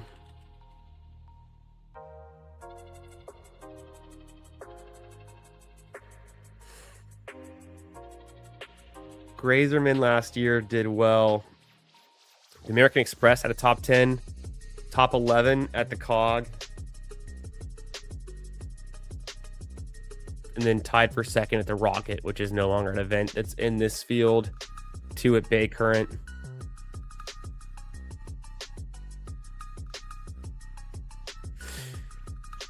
I'm just going to bet on Grazerman not going. Look at ADP, though. What does ADP say? ADP has it Hoey and then Grazerman. There's a chance Grazerman's still there with my next pick. What's Huffy 09 doing? He took Scotty, Harry Hall, Sungjae M. Potentially he's just drafting off of ADP to some extent. It's hard to know because these are 3 good picks. We're not deep enough in the draft to know. If he does go off ADP, he'll end up taking like Nick Taylor and Hideki or even Cantlay. I think Grazerman has more name recognition and value than Hoey. Hoey had a ton of birdies on the tour last year. He's definitely one of those guys. His birdie rate. Grazerman has an 84th percentile birdies per round. Hoey's was 88th percentile. They're both good. I've had to make this decision so many times, and I think I've got a bunch of Hoey. I think I've got a lot of Grazerman too.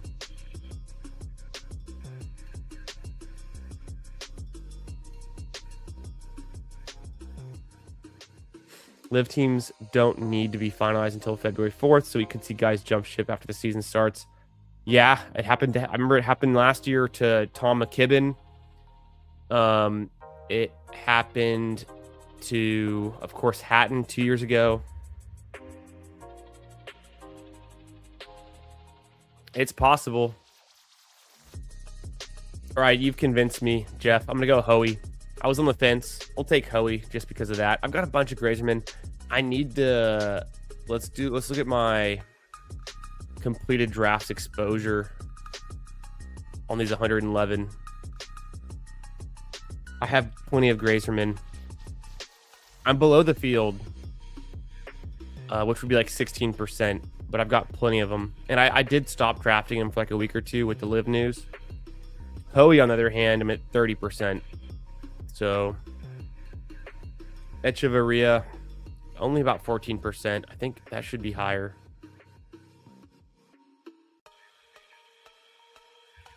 Spieth, 21%, a little bit above the field. I have a ton of Rye, a ton of Higo, a bunch of Henley. I have a bunch of expensive Henley, which still can be fine, but I was surprised to see Henley fall so much. He just doesn't play enough events, but he's still underrated, undervalued. Just might not be the format for him. And so I have to pull back a little bit on my Henley exposure.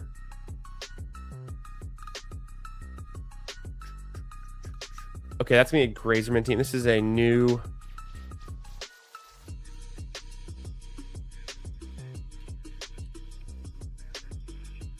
right there.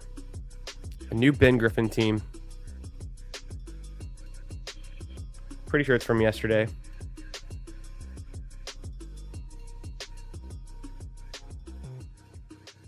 Get back into these slow drafts. This is another scramble. It's from last week. From last year, even. It's another Grazerman team. Burns, Spawn, McNeely. Got her up.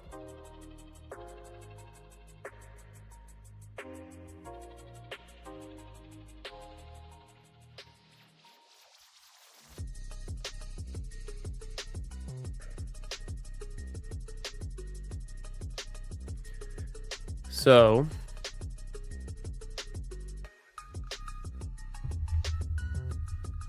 yeah,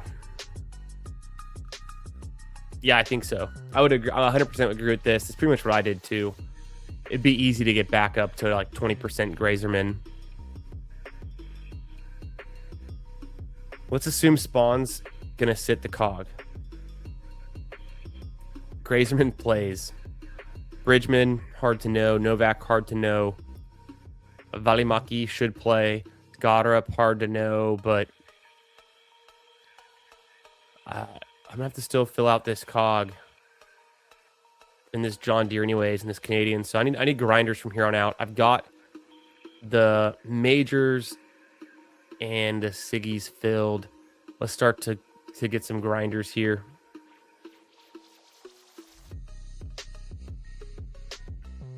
So, I mean, I had Aaron Rye queued up. It's hard for me to know what events he's going to play. He's qualified for a bunch of these events.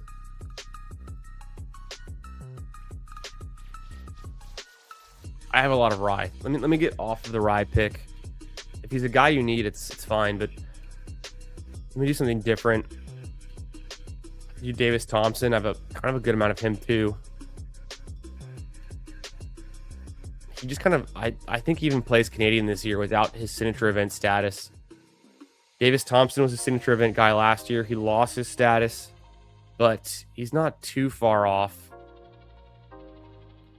92 overall world ranking, and then the FedEx he's 80.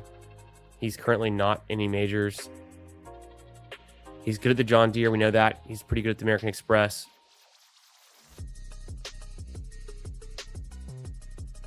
Even when he was qualified for the signature events, he was grinding in things like the Cog, Phoenix. He went to Houston, the Schwab, the Deere. So, yeah, what's up, RM Covers? How we doing, brothers? Thoughts on Hideki? Yeah, I drafted Hideki earlier tonight in one of my fast drafts that I did to start the stream, and I talked about him a good amount. Pretty much what I'm thinking is Hideki is really, really good golfer, obviously. Love Hideki. Not necessarily the best format for him. The Albatross is a much better format for Hideki. What I want to show you here, Hideki's still pretty expensive in this format, even though he falls sometimes. But these are percentile ranks for different things. Hideki had a kind of a lackluster year, even winning the Century. He was only 25th percentile on the tour last year for top 10s. He was 92nd percentile for making cuts. So he's making a lot of cuts, didn't have a lot of top 10 finishes. He played 73rd percentile number of rounds, which is actually not that bad. But he's not really grinding out all of the open tournaments. He's just kind of sticking to the majors and the signature events, mostly 69th percentile for birdies per round. So not, if you're going to be taking him versus Tommy Fleetwood, I would go Fleetwood all the way. Taking him versus, I think Nick Taylor is kind of a fair comparison, and Nick Taylor had 65th percentile top 10s. Comparing him to a guy like, I think Brian Harman is fair. Brian Harman was 79th percentile top 10s. Not as high on the birdies per round, but played a little bit more rounds. So I think I you can make Hideki work. He's a little bit expensive. He doesn't play a ton of events, but he's definitely viable. Especially if he has a bounce back year, has some more top 10s, and maybe surprises and plays an extra event or two on these open tournaments, these open events. And then if he takes down the players or one of the Siggies or a major, he can be helpful. And we know he's good at these tougher courses too. So if he takes down like the open, that could be really helpful for if you're making it to the finals. What do you think, RM? Are you taking some Hideki? I'm definitely below the field on Hideki, but I'm open to building strong teams around him with the right combinations. Yeah. He could be due. He's a great golfer. The problem with the scramble is I always have to battle. The problem for me, I have to battle. You can't just draft great golfers. You have to draft guys who play in the events and grinders who are going to be in these events. I remember back in 2024 when I was drafting the scramble, I was just drafting the best golfers and I had a really bad result. Last year, I tried to adhere more to a schedule-based drafting strategy, kind of like what I'm showing here on the screen right now. I had 2 finalist teams in the scramble last year. My best one finished 28th, and then I had one that I think finished around 70th or so. So I had a lot better result. And when you look at like the teams that won last year, like Hot Soup's team, shout out to him. He got first, Rob Smash in second, AP in third. They all had a bunch of grinders. I mean, Davis Riley's, Jake Knapp's, Harry Hall, previously a grinder before he got into all the Siggies. Hubbard, we see Cameron Young, who's good, plays some events. Sam Burns is playing a good amount of events. McCarty, Gracerman, Davis Thompson. Of course, you had to have Scotty Scheffler too. Even my 28th place team did, but just having the right guys who fill in on these events, as you know. But I think that's what makes Hideki hard, is he doesn't play a ton of events outside of the majors and signature events. And those are like the birdie fest that you want to get access to. I think for this one, I'm going to go ahead and take Davis Thompson here. I feel like this is the right place in the draft to do it.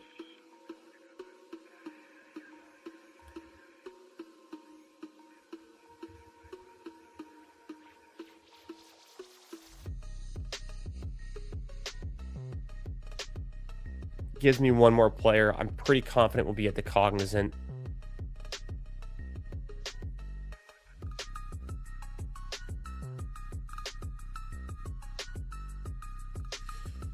I mean, also, you guys think about, you have to draft essentially 5 or 6 players. 5 would be the low end, which is what I did a few times last year when we can only draft 10 golfers.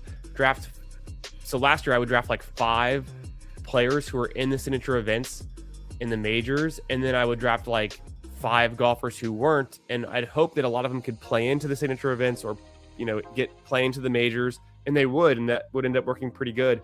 Now that we can draft 12 golfers, 12 spots, I think it'd be more, and because of the additional scoring bonuses and a little bit of different formatting, I think it would make sense to just generally draft at least 6 golfers. So I'm drafting mostly 6 or 7 golfers who are in the signature events in the majors, and then I still get 5 or 6 who aren't. And if I can stagger my coverage of the open events with signature event golfers who are in some of those opens, it helps. At the same time, Hideki's just the guy you need. He's just the guy you need. So if I'm building a Hideki team, you just kind of want to make sure you're covering the other events well. Needless to say, but if you're going to draft 6 signature events guys anyways, you might as well switch it up and have some exposure to a lot of the different signature event guys, which is kind of bringing me to a point, like, I don't have any Jonathan Vegas. I have very little of some of the late guys like Lowry, who I just took in a different draft. I've made an effort to get more Berger and Colley. I don't have a ton of Hoagie. I've got a pretty good amount of Glover. I've got some Bradley. I've got some Henley. I've got a lot of Henley. Some English. I don't have a lot of Hovland. And I don't have too much Matt Fitzpatrick. I feel like those are the guys that don't play a whole lot, but kind of fit in that same category like Hideki, where they're just the guy you need. You're going to want some exposure to them, and then slot them into your signature event category and make sure you cover them well.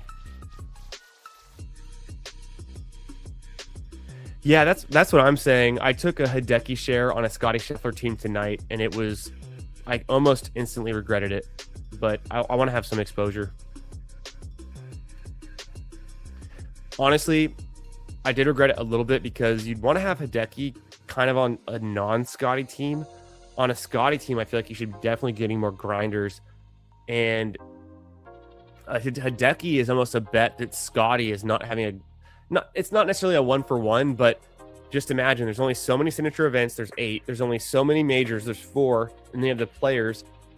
If Hideki has like this great season, that's going to take away from some of the other signature event golfers. And can Scotty and Hideki be the top 2 golfers on the year in terms of events won? Sure. But I think at the same time, I think that's kind of like maybe slightly negatively correlated. I'd have to think more through that and like how their events line up. If I threw Scotty in here, let me just do this little thought experiment on this. Yeah, I love Davis Thompson for his John Deere exposure too. I like Grillo because of that. I think Emiliano Grillo was the runner-up last year at the John Deere, if I'm not mistaken. So I think he's not in the signature events. Like he should play that again. He's kind of a fun last round click. We do Scotty and Hideki. Okay, so they kind of flip-flop the first 3 events, but they're both obviously in all of the Siggies, the players, and the majors. I guess what I'm getting at is the only opportunity for them to get different, it's like 1, 2, 3 tournaments, 4, 5, 6, 7 tournaments. There's much more tournaments they overlap in than tournaments they don't. But, I don't know. So I definitely wouldn't just take Hideki on a team where I'm drafting 6 straight signature event guys and then pivoting to like 6 straight non-signature event guys, because I feel like that's going to be the more frequently drafted combination for the field. When if I get Hideki, I'd want to quickly, if you get Hideki to slide, maybe it doesn't matter. But if you're taking Hideki near ADP, I feel like you do want to quickly pivot, start to grab some of the non-signature event guys in the middle, and then scroll down at the end and make maybe a slightly different team. Knowing that Hideki gets drafted in every single draft, it's like, how could you make a Hideki team that doesn't just, fail to advance? Get different a little bit. think about that for guys like Fleetwood. If I'm taking some of the early signature event guys who get 100% drafted, but don't, aren't the Ben Griffins or the Scotty Schefflers, or the previous, 2025 grinder guys who did really well, like the Sam Stevens, Hall, Goddard.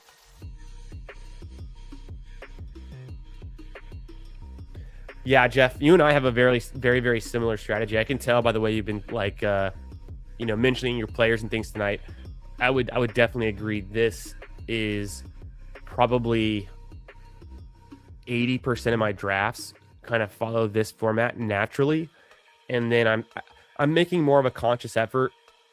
I think for my last 40 drafts, I'll start to vary it up a little bit and maybe even do some builds where I know that I want to have Matt Fitzpatrick on this team. How can I really compliment him and go out of my way to do that whole kind of team where it's okay, if Matt Fitzpatrick is the guy you need to win in the final here, or one of the guys that's really helpful to win, the Open or the Scottish, whatever, US Open, how would you build out a team around him knowing that? So for all of the really good golfers that aren't great for this format, I want to have some exposure to them, and maybe with my last 40 drafts, I can kind of intentionally break the mold a little bit and then draft some more like that, where maybe I'm doing, just 5 or 6 signature event guys, and then really hammering the guys who are in the next 10 and some of these grinders who I hope can win early and then get into more signature events, and maybe be borderline with 6 signature event guys most of the time, but then just heavily 9 or 10 guys in a lot of these birdie fests in these Open tournaments.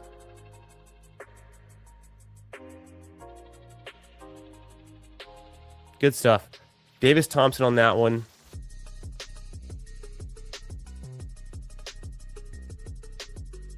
I've got a few more slows, but I'm ready to rip another fast draft. This is a big scramble that I started earlier this week, but it's been a few days. I have 2 picks left, the last 2 picks to finish this one out. It's a Cam Young, Harry Hall, ends with Valimaki. I think it's this one right here.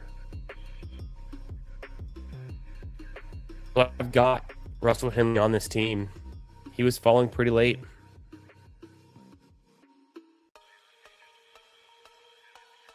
Surprisingly good for the cog here. Even if Cam Young doesn't play it, if Harry Hall doesn't play it, I think Pendrith will. He played it last year. Hoey should play it. Brennan probably plays it. Harmon maybe does, maybe doesn't. Knapp should play it. Knapp will play it. McCarty should play it. Henley, we think, plays it. Valimaki should play it. Even then, I have some room to get some more. I do need one more player for the signature events. This could be another Glover team. I think I have him kind of queued up. Glover, Bradley could fit here. Glover kind of hits everything I need. Bradley gives me another gap at the John Deere. Doesn't give me any cog coverage either. And Glover gets the American Express, which is nice. So I am going to go Lucas Glover with my first pick. Ryan Fox is available. Do I want to go Fox with my last pick?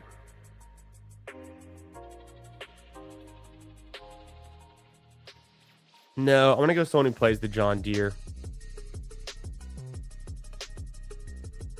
Let me think about that, Joe, because this is the big scramble. It's a 1-6, 1-6, 1-5. I think it's like a 25-person final.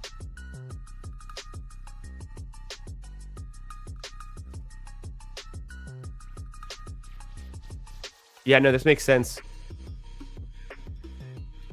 I did that last year with guys like Rasmus Højgaard,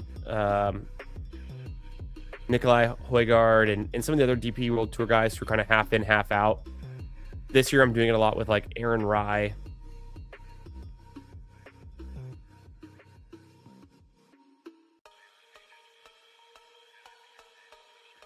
This is a good point. I mean, Justin Rose should be getting drafted more. I have not clicked Justin Rose. Maybe just once. He's a good golfer. You know, he's not grinding out a lot of tournaments though. Won't give me the deer. Let's go look. Let's go look at Rosie. I'm a huge fan of Justin Rose in general and for the Albatross, so I drafted him a ton there. I think Justin Rose is my most drafted player for the Albatross last year. 93rd percentile top 10s. Less than 50th percentile in cuts. Less than 10th percentile in rounds played. 87th percentile in birdies per round. So, man, it's just tough. Just for this format, I can't really get to Rose. Pretty sure I'm going to go Glover there. And then knowing there's a slightly easier advance in the third round, I think I'm cool with the way that's showing up here.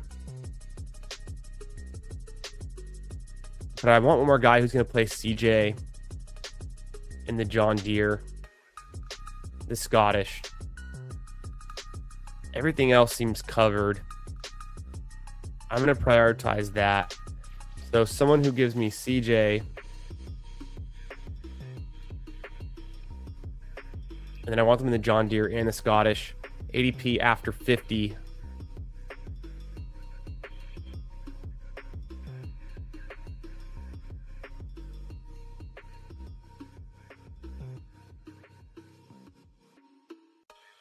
There are a lot of golfers who kind of fit this criteria, and a lot of them go undrafted. I've taken a bunch of Kevin Yu. Maybe this is another team where I do it. I see he's still available. I think he could fit this nicely. I've drafted a bunch of Yu. I think the problem with him, though, is he doesn't make a lot of cuts, doesn't make a lot of top 10s, but he plays a lot of events, and he gets a lot of birdies when he plays. Pot Geeter's pretty interesting. Tigala pops here. Terrible season, not playing well right now. Patrick Rogers is one of my staples for late round. Same thing with Smalley, fits this. There again is Hisatsune, a guy that I've been mentioning all night long. Joe Highsmith falls into this category.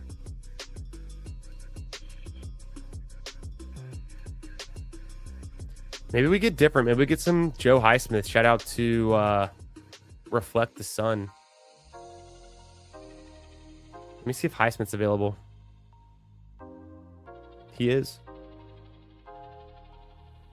Do I scroll down for some Highsmith in a big scramble? The problem with Highsmith is he had a pretty weak end of the season, and I really need... I'm going to get there. I need someone who's good at the Deer and good at the Scottish and happens to play in the CJ. So this is not the Highsmith team. Good at the Deer, good at the Scottish. Could be Patrick Rogers. Let me check out Kevin Yu.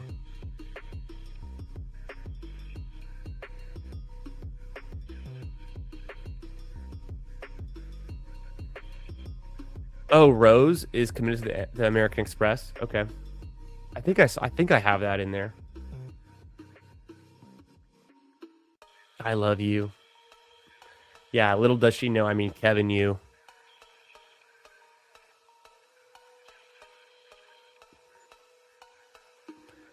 Kevin Yu ranks pretty high on... He was ranking pretty high on my list of last year's data until I factored in cuts and top 10s. He's a grinder. He's 90th percentile rounds played, 90th percentile birdies per round, but just getting cut and not making a lot of top 10s. We're going to look at two players. We're going to look at Yu. How did he do last year in the Deer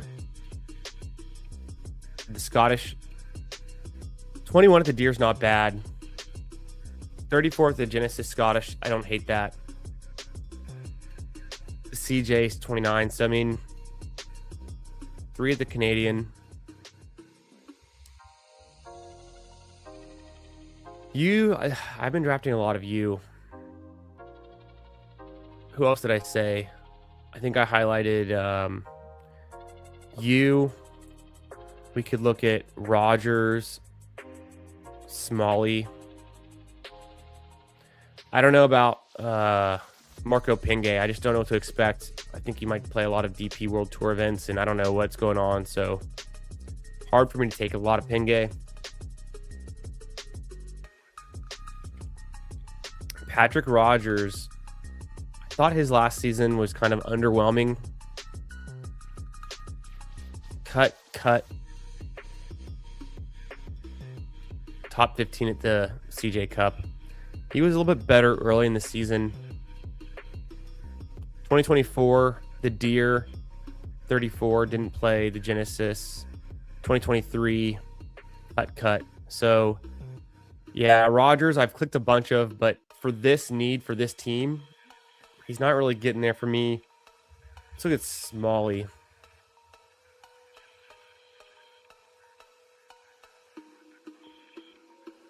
Smalley has a T2 at the Deer in 2023. I like to see that. He got cut at the Deer last year, 34 at the Genesis. CJ, 39. He's playing okay right now.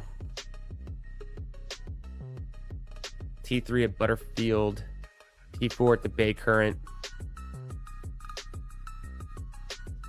Yo, what's up, Adam? How we doing, brother? Yes. Bro, you already know. We're drafting in Texas. I actually haven't really been doing the NFL playoff best ball. I've been following guys like Off the Schneid, Who Hames has been getting into it, among others they've been drafting. But I've been pretty much focused on the next 2 weeks, and the last 6 weeks I've been focused on this PGA season-long best ball and Underdog, the scramble. But I've been keeping an ear out and seeing what everyone's talking about and thinking for the NFL playoff best ball. I only did a few of them last year, and I went pretty hard on the Ravens, so that didn't work out great. But this year, I like the Texans this year. I think Texans are a fun team to go in on, and so I think their defense can carry them pretty far. On the NFC side, I will toss out probably Seattle. What about you, Adam? Who you been drafting? What are you getting into? And then team sneaky. I don't know about sneaking in. It's crazy how things change, but the Ravens have a play-in game. The Bucks and the Panthers is pretty interesting. Ravens, Steelers. Good to see you, my friend. Alex Smalley. We just kind of covered him. Also not too impressive. Hisatsune was on my list, wasn't he? I might just draft him every time. He kind of has the best stats. And then let me show you Hisatsune again.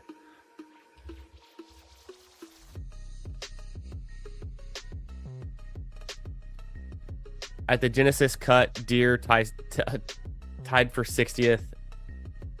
CJ cut. No, it's okay. I was thinking of him. He's better for like the middle in early leg, but he still plays the later stuff. I want to say he did better in 2024. Nope, not good at Deer and Genesis. Bummer. Okay, so he's out. We could look up Potgieter or even Sahith. Sahith has been off of his game lately, though. Let's do Potgieter. I was drafting a good amount of Potgieter for a little bit there. I've kind of pulled back. He withdrew from the Deer, cut from the Genesis, cut from the CJ. We're off of Aldrich. Let's check out.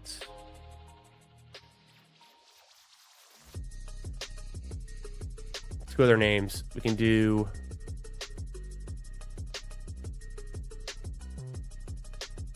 We can look at Highsmith. No, we already did that. We can look at Thigala. We can look at Riley. Ooh, Riley's a good name, actually. Riley's a very good name. Riley is good at the deer, if I remember correctly. So he didn't play the deer last year and he got cut from Scottish. We're not off to a hot start. CJ, top 45. 2024, cut from the deer, cut from the Genesis. T30, CJ. 2023, didn't play the deer. Who am I thinking of? Why was I thinking that Riley was good at the deer? I know he's the Schwab guy. I was there when Davis Riley, shout out. Oh, it's back here. I was there when Davis Riley beat Scotty Scheffler at the Charles Schwab in 2024. I was there on Sunday. It was really fun to watch. Great back nine. I don't know what I was thinking of. Who? I know Griot. Wasn't it Griot was the runner-up at the deer last year? He's filtered out right now because he doesn't play the CJ. Highsmith. Toasty. Cannot draft Toasty. Maybe Highsmith or Thigala. Let's look at them.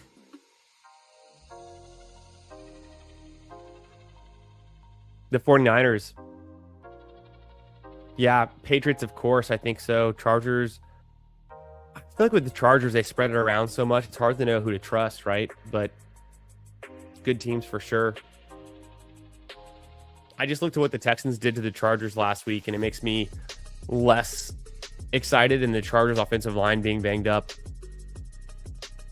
Hey, appreciate you, my man. Jags is a good one. Yeah, Jags and Bears. I like both of those a lot. Those are great shouts. The Bears and the Jaguars, it's they have some good skill position player options too. Roma Dunze hopefully back in action, maybe sneaky if he can get back to his form a little bit. Looking up Sahith, he's really fallen off, of course, last year. But what did he do at the deer and the Genesis last year? Oh, he didn't play either one of those. Why do I have him in there then? I'm expecting him to play. Yeah, because he wasn't in them last year, but he was in them. He played the Genesis to a T4 2 years ago. And then before he was a signature event guy. Oh no, he still was here. Cut from the Genesis. 2022, we have to go back all the way to 2022 before he was a signature event guy. And that's like before the signature events were even kind of formalized. T16 John Deere didn't play Genesis. I can't go with Sahith. He's just out of form right now. He's not playing well. That means we're down to Highsmith. Or just sticking with you. When we looked up you, you was actually doing pretty bad in these events. We know Highsmith is doing bad in them. Not a great stretch for him after the cog. Except for the PGA was nice. 2024. I'm not impressed. It's tough. He's a young guy. Still needs to get more experience. Who do we take for the last pick in this big scramble?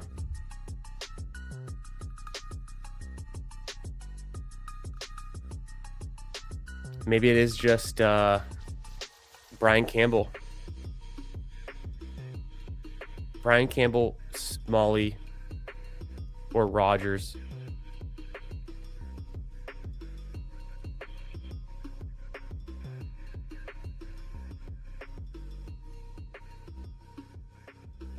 So he won the John Deere last year, got cut from Genesis, cut from the CJ.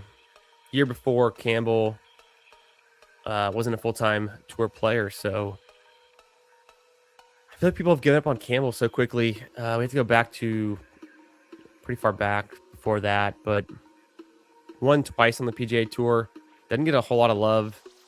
He's in some of the majors. Rogers, we already looked at, but he was not impressive in these events. CJ Cup, not bad. What did he do in 2024? It was bad again, right? It was bad. No. Yep, it wasn't that impressive. So, man, I'm stuck between a rock and a hard place trying to figure out this last draft pick for this big scramble. Maybe we just go Smalley. A true grinder.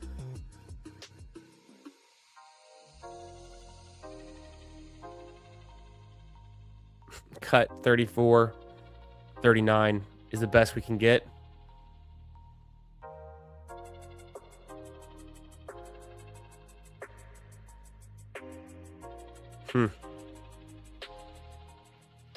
Or do I need to maybe like loosen my criteria a little bit? Maybe I don't need to get that extra CJ Cup. If I take off the CJ Cup as a criteria, it's going to add back a few players. I think Griot's one of them.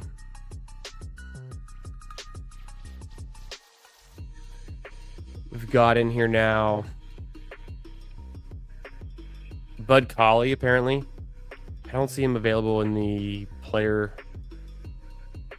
remaining player field, though. Keith Mitchell, he's available. Actually, I think Keith Mitchell is the one I might want. Pull up Keith.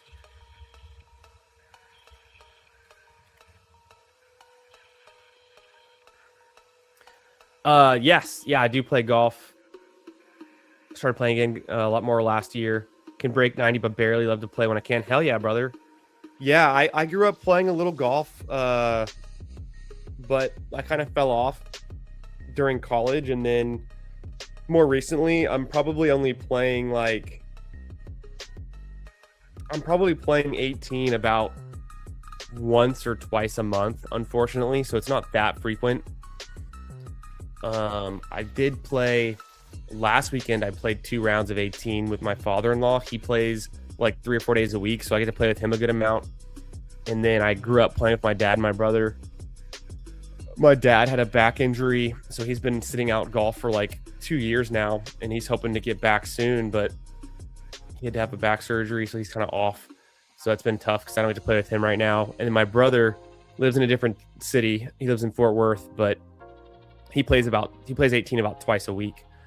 So I've got a lot of golf in my family. I like to play, trying to play more. I was actually my home club is where they play the Texas Children's Houston Open. It's the Memorial Park golf course. So that's where I play golf. Like that's where I was there yesterday at the driving range.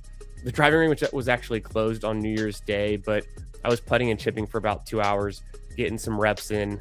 My short game around the green right now is completely trash.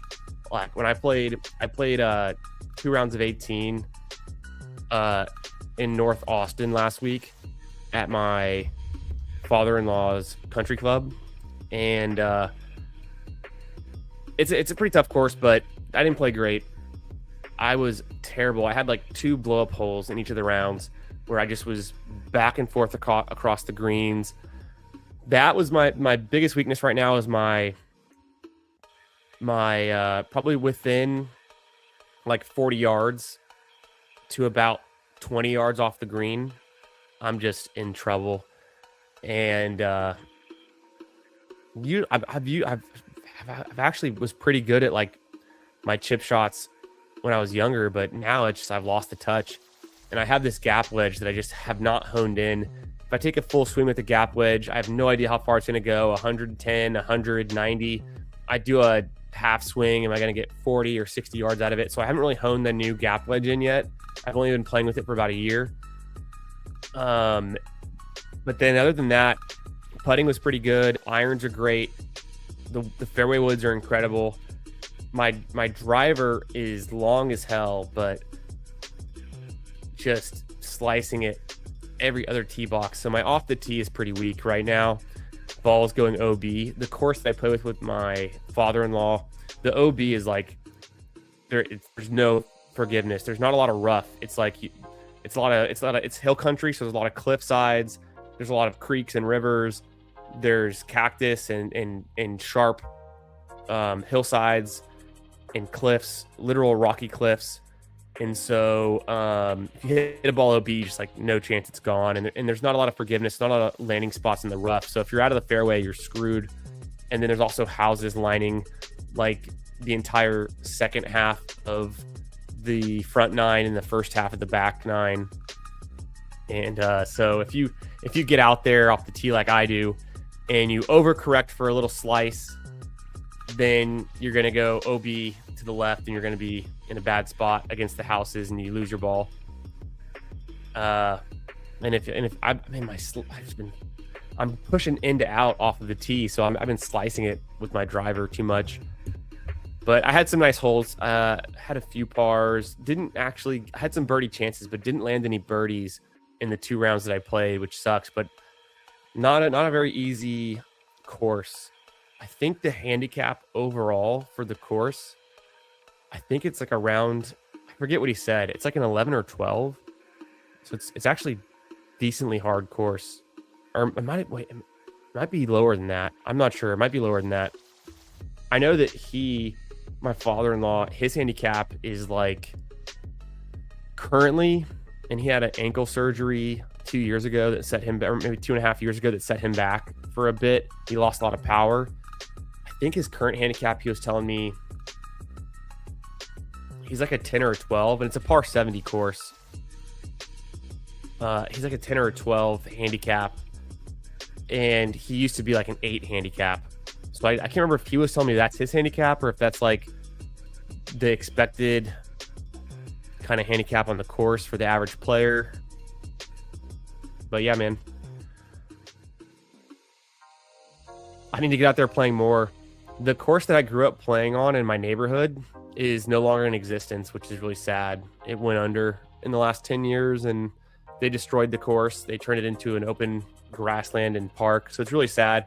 But I used to love the course that I grew up playing on, and I was able to shoot 90 when I was a teenager on my home course, which was also a fairly difficult course, but much easier than the one I was just describing in the hill country.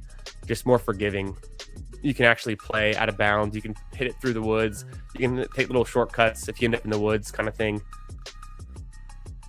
But then, yeah, when I play Memorial Golf Course here, Memorial Golf Course is a beautiful course. It is very hard.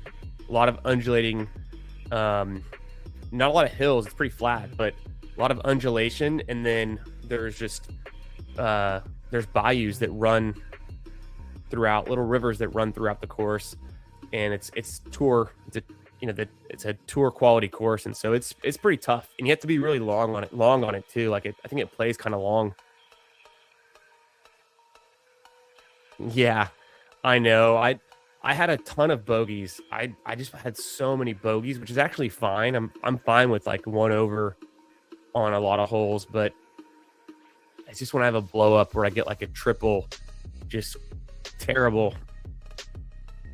And it's usually the short game where I'm 3-putting or I'm, chipping the ball twice. Bro, lob wedge, that is the quote of hitting a lob wedge. Everyone I ever talked to who plays with a lob wedge in their bag, they're just like, it's so unpredictable. I don't know how to hone this thing in, but I love hitting it. And it's fun when you have to hit over a bunker and then stop short on the green and put a little bit of, get the ball to stop pretty abruptly. But yeah, lob wedge is hilarious. I don't have a lob wedge in my bag, but I used to want one. Keith Mitchell here. What does he do for us? In the Deer and the Genesis, it's not much better. So I'm kind of giving up hope on if we're going down the right rabbit hole. Christian Bezuidenhout could be a fun pick. Haven't gone with him yet. I don't know if this is the right tournament. I think he's more of a pick for like the scramble. I'm trying to make a pick here for the big scramble, a much smaller field tournament.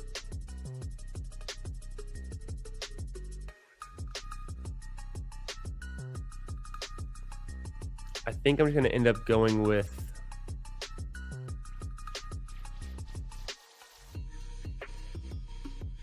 Glover, and then Smalley.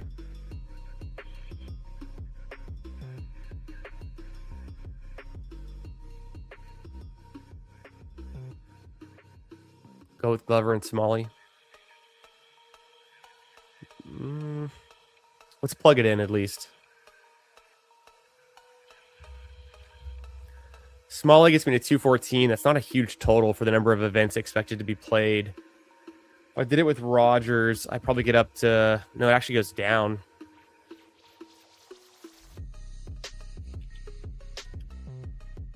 Mitchell would get me to same number. Use the same number. Interesting. Davis Riley gets me up a little bit because he's in those majors.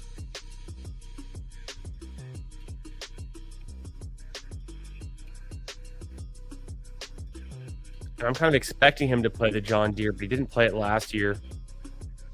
Is the tough piece.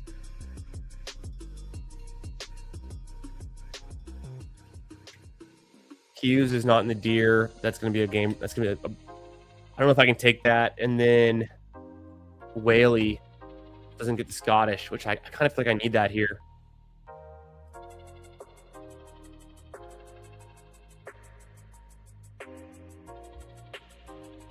Let's go Alex Smalley. Really put a lot of thought into that one.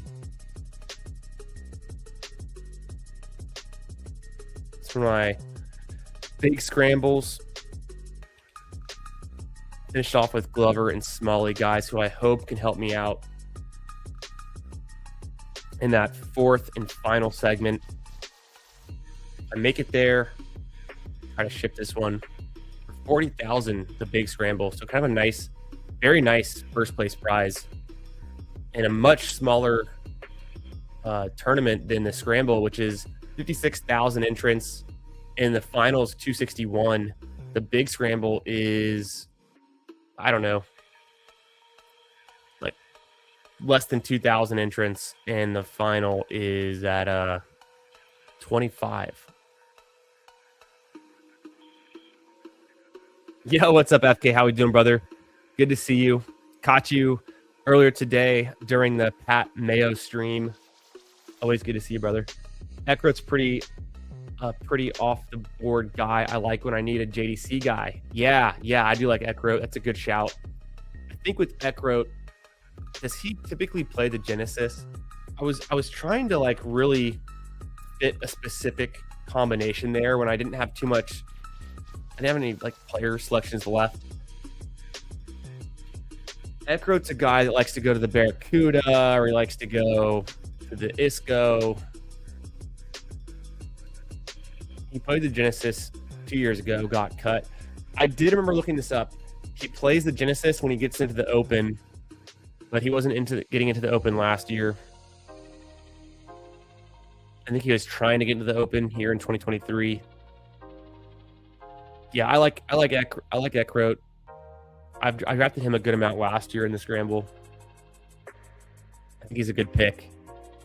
Need to sprinkle him in some more in the 11-12 when I'm not desperate for more guys to get in the Genesis. I just don't know if he plays that this year. Maybe he does. It's hard to project some of these schedules when the player's tour status continually changes.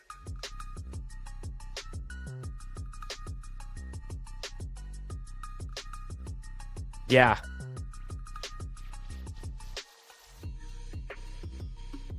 Yeah, I like Eckroat. He's definitely a scroll down guy. Good shout. This draft we're looking at here, it's a scramble from earlier this week. Xander, Cam Young, Harris English was my last selection. So let's plug this one in.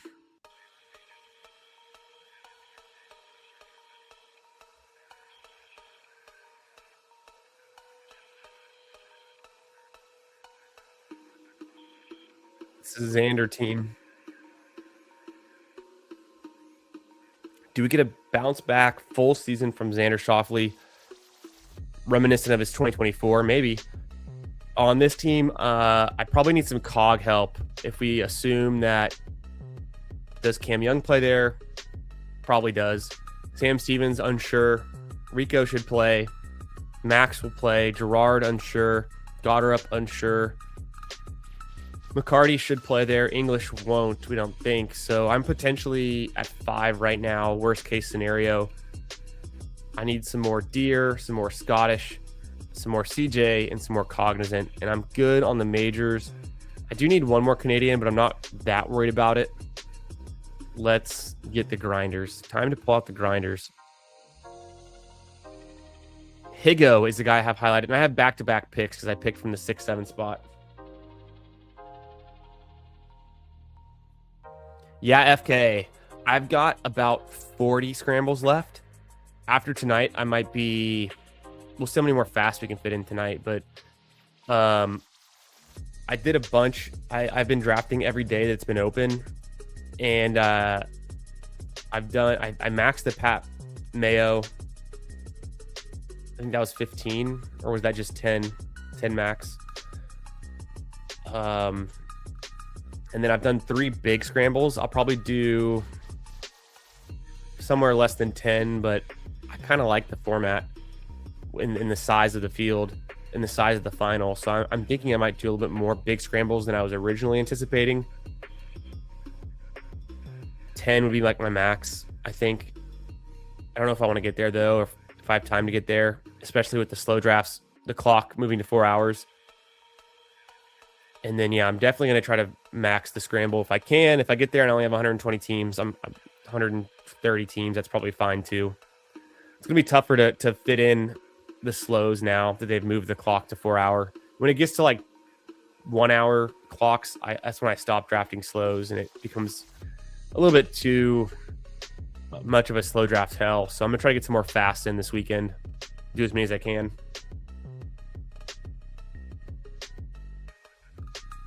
Yes, I did hear Pat say that, and I couldn't believe it because I'm not sure who that's for. He said it's also a no-rate contest, but like to drop 450, I gotta see the structure.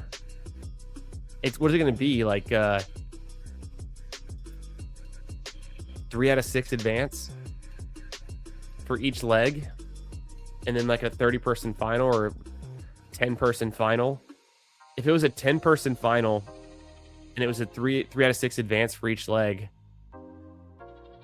then it would be 10, 20, 40, 80 people. So it'd probably be more than that. But I'm imagining like a 10-person final. Maybe it's a 2 out of 6 advance. 10, 30, 90... 270 entrance, something small, super small. Kind of surprised, but I think you know what that is? It's people who are just now becoming more aware that the season-long PGA is closing in 2 weeks, and they didn't do any scrambles yet, and they're like, I want to get in, and I want to get in with some like meaningful skin in the game, but I haven't done anything yet. And then they drop 150 on a lineup. Like, that's, to me, it's kind of crazy, but if you've gotten your reps in with 100 scrambles already, you're kind of the prime candidate to have the conditioning to enter one of these 150, you know. I don't know if I'll even do one. I have to see the structure first, what the payout is. I typically like the larger field tournaments because you can get a payout that's 100 times your entry fee or 100 times your max entry fee, or just like, you know, a big payout. And I can't imagine you can get that big of a payout with a $150 entry. Even if you did one of them, it's like, what do you win? 10,000? I bet it's less. If it's like 2,000, a little bit less interesting. But overall, I like having more options, so it's all good. This is a scramble here. I have 2 picks left. Higo is who I've had queued. So let's follow my past selection and see how that fits here. It's going to fit nicely. I do want another player in the Sony. Wouldn't mind it. But I expect Higo to play the Cog. Probably the Canadian, probably the John Deere and the Scottish. He's played the John Deere before. So I definitely want to go with Higo with that pick. And then we just did this thought experiment on who fits in all the other slots. A player I was drafting a ton of in November that I really haven't drafted since. Minwoo Lee. What do we think he gets into? What do you think he does? Doesn't play the John Deere. He didn't play it last year.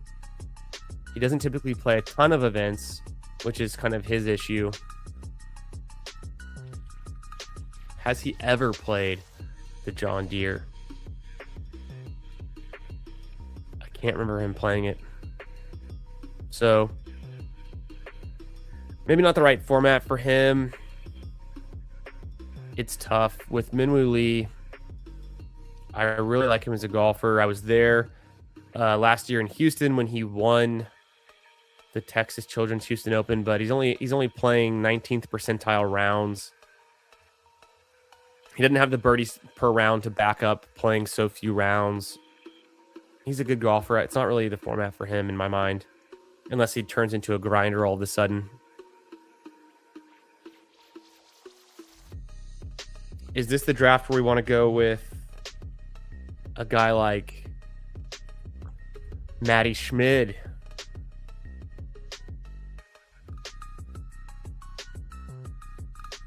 He's available.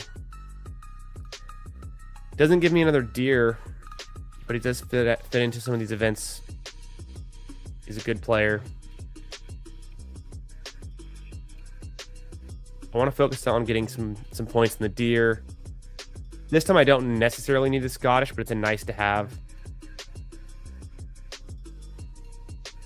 CJ, Sony, Cog, all nice to have. Actually, I think I do need to make sure someone's in the Cog for this.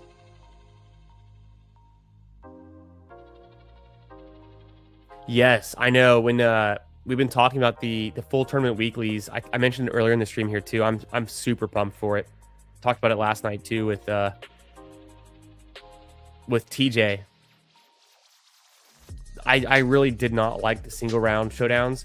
I didn't do very well in any of them last year. I didn't do a whole lot, but I sprinkled some in and didn't really enjoy it as much.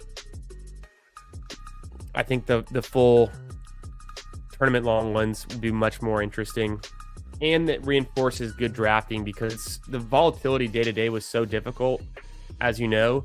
But like having an idea of which players will do well in a tournament and make a cut, or also just perform well over 3 or 4 days, is a lot easier to predict. So I feel like it lends itself better to being a more attractive tournament style for people who are casual and who want to get into the data.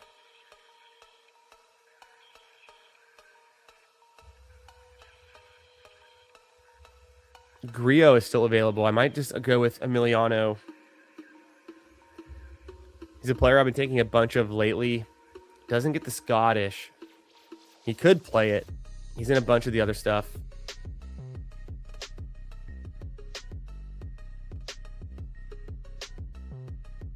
I feel pretty good about the Scottish here, though. Or do we go with like a Rogers? Well, we just did the whole thought experiment on that. The Rogers wasn't so strong in those events. I want guys who are actually strong in these.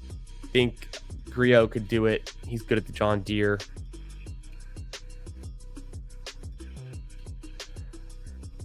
Even if Higo, for some reason, doesn't play the Genesis, I've already got Goddard who should be there. I think everyone else still plays it. Especially guys who already qualified for the Open. Just kind of reinforces they'll play it again.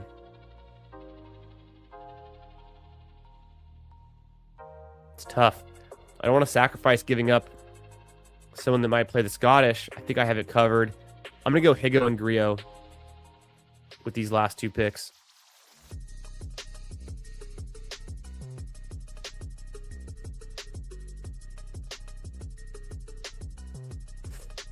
There we go.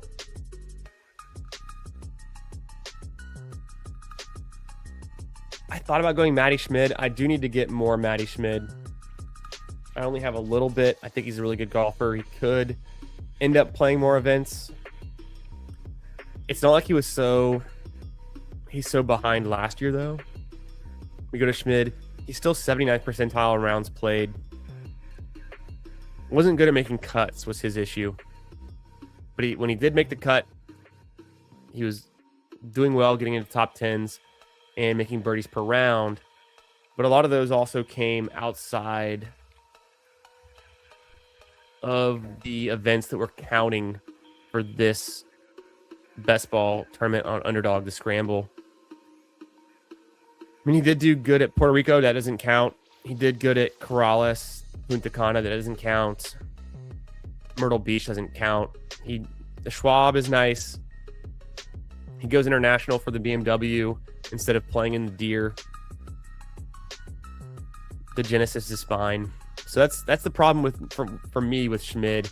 Some of these international guys who just don't stick to a full schedule. Sometimes they go off for a DP World Tour event, which can hurt. And maybe you can't predict exactly which events they're going to be in, which is kind of the struggle everywhere, but especially for guys who are splitting the tour.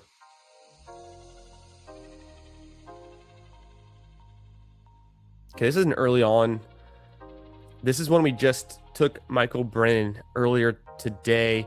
Shout out to ASAP Tuna. He goes Hoey and Harmon. I was saying I would think that he would take Hoey. I can go Grazerman here. I think I'll take Grazerman in the 5th. On this squad that has Ben Griffin, Sepp Straka, Tommy Fleetwood, Michael Brennan, Max Grazerman.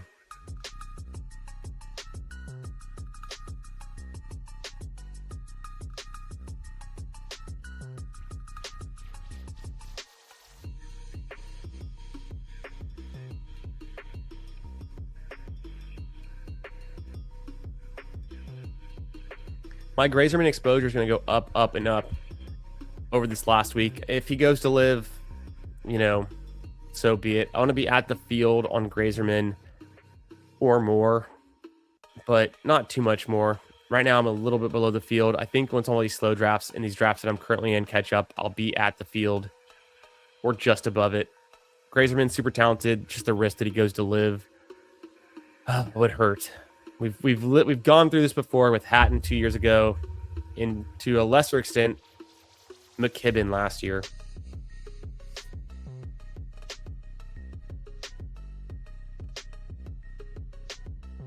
All right, let's jump into this other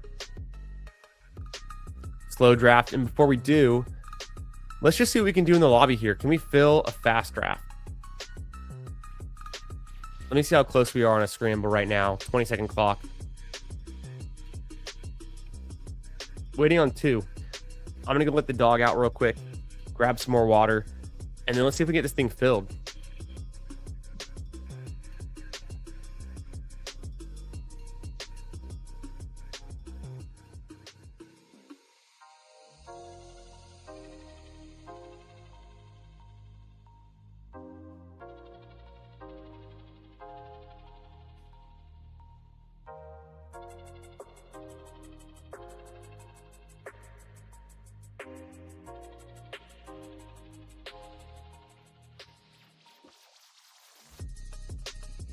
All right. Waiting on 2 for the fast draft. Let's go ahead and make those picks. I'm going to put it on my phone so we don't miss out on the fill. There we go. Probably should have joined that like 10, 20 minutes ago. Would have had better luck filling it, but there's still a chance we get it in.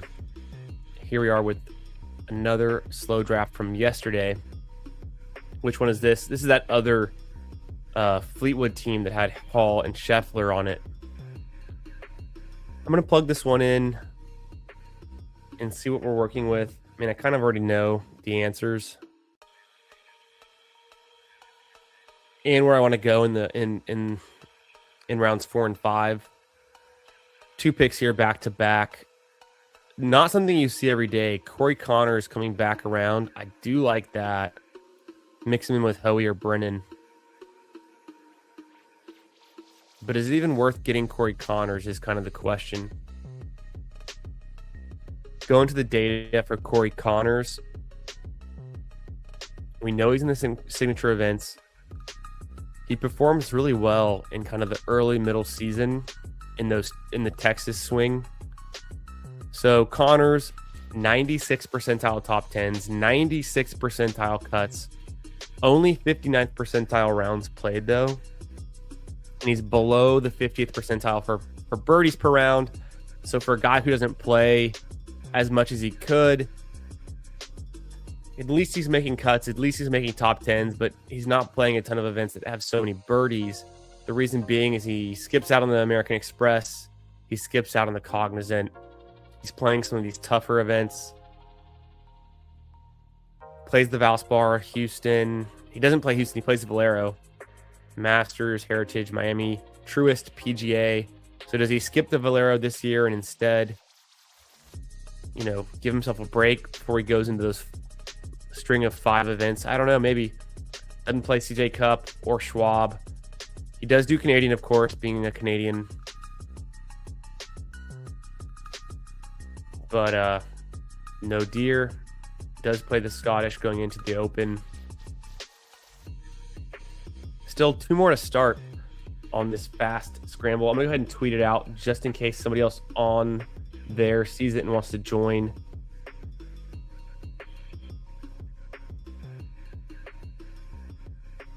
Let me find.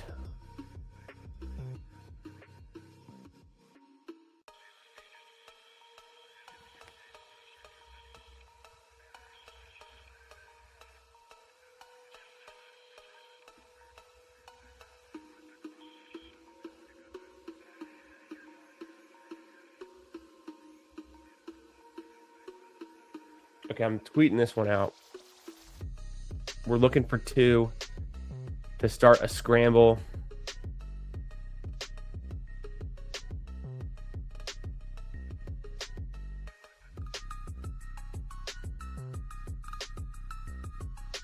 How we doing tonight, guys? Thanks for being here. Make sure you're following me on Twitter at FFB Garage. I already know you are, but just in case you're not, if you're watching this in the future, if you're new here, throw a like on the stream. I'm going to go ahead and close out the poll that we have. And let me know your sleepers, your round 10, 11, 12 guys that you like. My favorite right now, I like Hisatsune. I like Griot. I've been liking Patrick Rogers the whole time. Harris English, if you can get him this late, is pretty fun. I like Lucas Glover.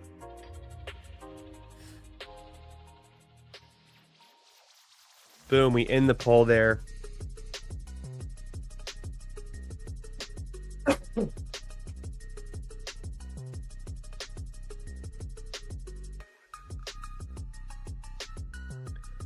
See if we can get this. We got 1 more to start for this fast draft. I think we'll be able to get it. So Corey Connors, I'm not so convinced. I might just go Hoey and Brennan.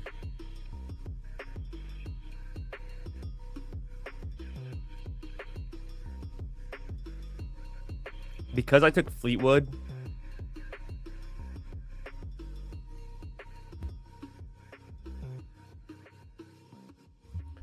because I have Fleetwood, I'm like less inclined to go Corey Connors this early. Not that it has anything to do with the Canadian, but getting guys who are going to be there for the Cognizant.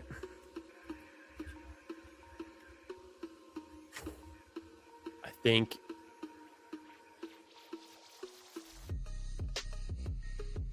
and grind out some of these other open field events.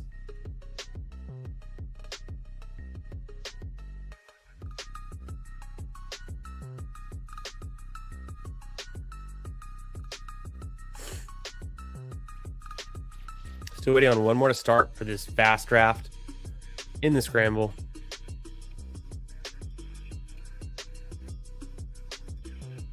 Let's look at my exposure. Get this to update. We looked at it briefly earlier in the stream. 13 Pat Meadows in. I got 2 more that are still slow going. 98 scrambles, about a dozen slow going.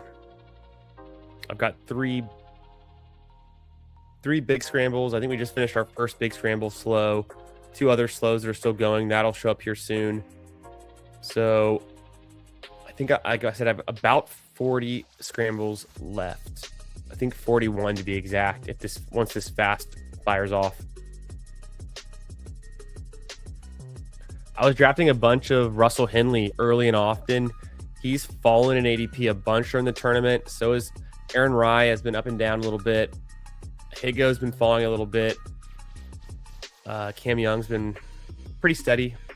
First round pick, rising a little bit. Hoey's been up and down.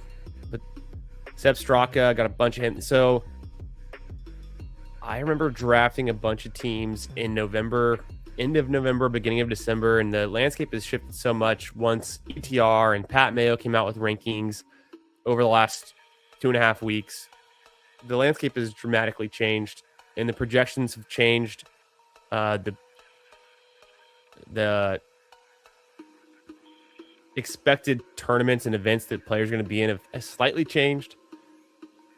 I think we've gotten more information. I put together more information, so I'm hopefully building better teams than I was previously. But I also have some really sick teams from November where I have, for instance, like Ben Griffin in the 3rd round, paired up with Scotty Scheffler and Sepp Straka in the middle of the draft, Spawn in the middle of the draft. A bunch of Nick Taylor teams previously, haven't clicked him in a while. I still like McNeely and Goddard. Ton of Ben Griffin teams. I had Ben Griffin ranked in the 1st round when he was the 2nd, 3rd round pick. It only lasted about a week before he started to move up, but I was happy to see that I could get Ben Griffin well above the field. Brian Harman's a guy that's been rising 20 spots in the last 2 weeks since the ETR projections. Originally, he was like a 55 ADP. He's been rising. Probably have too much Kevin Yu, so I'm trying to change up my last round picks. Pot Geeter was a last round pick I took a bunch of a while ago. I've kind of backed up on him. Rogers, I'm still cooking, but not as much. Whaley, I've been picking up the pace on my Whaley in the last round. Pingay, I've been drafting a little bit less of him lately. Still like Harry Hall. I think my Harry Hall exposure is going to go way up. Same thing with Davis Thompson, Sam Stevens. I feel like I'm about 25% on all of those guys now once these current slows finish up. Closer to 25%. Probably still in the middle, but by the end of the tournament, I'll probably be close to 25% on those guys. Alex Noren, I was taking a bunch early. I've been backing off that, not really drafting him as much. I just think he is a risk to play DP World Tour events and maybe not be playing a ton of the events in this tournament, except for the majors. And he probably gets into a lot of the Siggies too, with his official world golf ranking being in the top 30. Hell, he's in like top 12. Rory is about where he should be. I want to get more Nap. For some reason, I stopped clicking Nap in the middle of this draft season. Burns, I should have a little bit more closer to the field amount. I was taking Henley over Burns when the tournament opened. Turned out to be a mistake. I should have done a little bit more research on that. Not sure why I was taking so much more Henley than Burns at that time, knowing that they're both pretty good. Henley might be slightly better heads up, but Burns is just playing so many more rounds of golf than Henley. It's not even close. I still think Henley teams can work out just fine, but I'll draft him now. But because I have so much exposure to Henley early on, I like to get him now mixed in late on some different teams. All right, our draft has filled. We get a 4 spot here. Let's see what we can get into.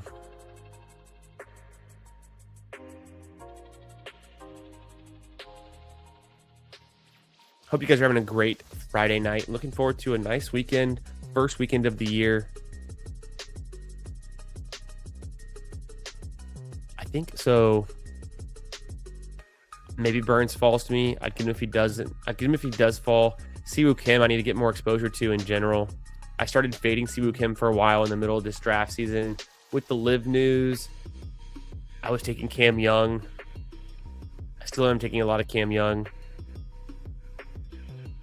JJ Spawn's starting to fall a bit. I was taking Spawn ahead of Xander and Michael Kim. Michael Kim's a good pick in this format. I also like Sepp Straka a lot. It's tough. We'll see. The pick between these guys, I think it's kind of pretty close. Some people will stick to like Sam Burns going there at number 2 overall, certain projections. I think I'm going to go Siwoo Kim.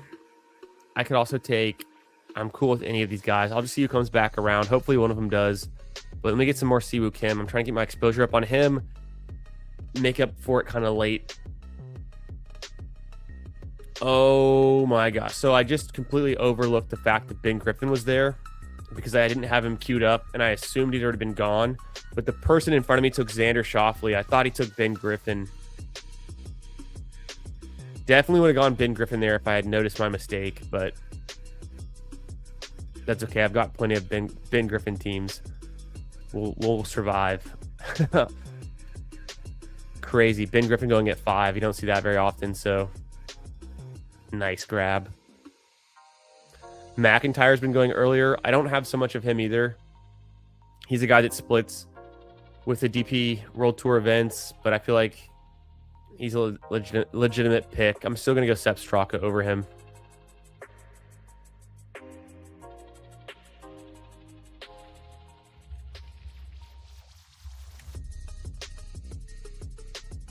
Whoops. Let Ben Griffin fall to the 5th pick.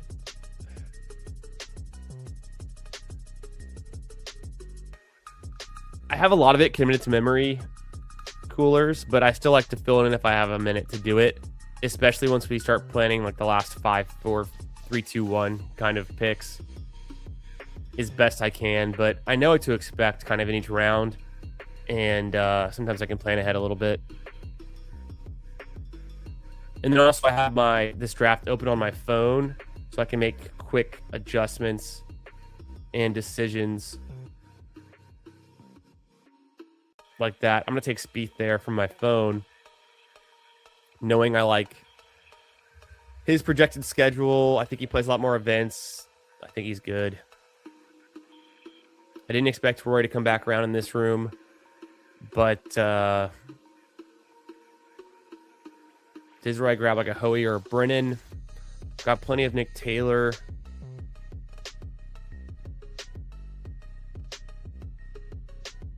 Go Hoey again. Going full out kind of grinders, guys who I think are going to play a lot of events, play a lot of rounds of golf, and do well in those rounds. I wonder in this room if Brennan can get to 28, right where his ADP is. I don't think he will, but I mean, I'll be happily surprised. I'll take Jacob Bridgman. I love him. Same thing with Nico Gracerman. So Brennan goes. Brennan's continuing to rise. ADP for Brennan. He's up 40 spots. He's up like 20 spots in the last 2 weeks. I can go Bridgman here. Or do I go Nico? Or Grazerman? Let's go Grazerman in the 5th. And we'll just risk the whole live situation.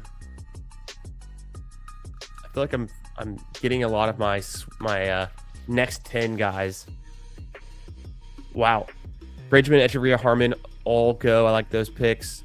I can do Kirk here. Or Thor Bjornsson. I'm going to do Thor Bjornsson. I have some Kirk. I like Kirk. I don't mind Batia, but a little bit later. I have a lot of Clark. A lot of Goddard. Sammy. I need more Knapp. I don't mind Kiefer. This might not be the team for Kiefer. I've already gotten a lot of guys who are not in signature events. So I might be getting some middle of the draft signature event players in this one, which is something I don't often do and can kind of be a nice change up. I only have 2 players in the Travelers right now, which kind of speaks to that, which is funny. With Bhatia still there, he kind of fits that description.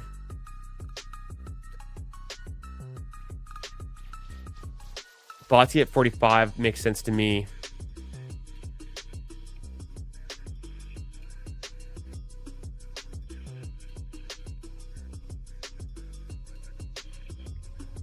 I don't know why it's not letting me draft him. Kind of weird timing on that. That's at 40, no wonder. Still at 40 is nice.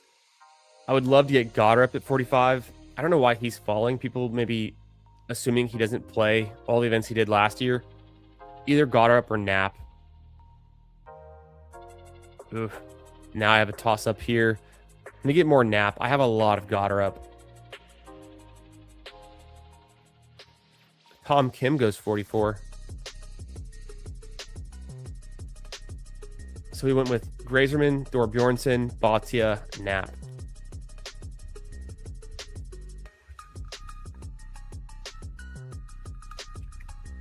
So I'm good on most events. We need some Siggy guys. We need 3 more signature event guys. It would help if they played the Canadian or the Sony, which is getting rarer to find now with these guys. So we're going to be stuck there a little bit. Does McCarty play the Sony? I think he does, right? Yeah. I would still grab McCarty. Kitayama. Does Thompson play the Sony? I hope he does. Yeah, he does too.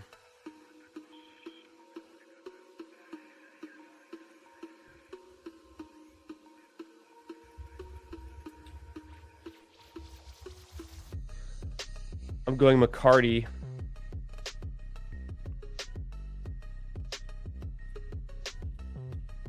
I always fat finger that. McCarty, and now I need 3 sticky guys to finish this one out.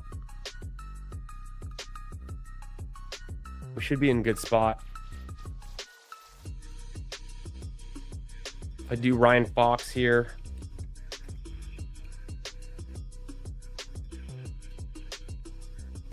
Oh, he goes, I think I can do English or Fowler.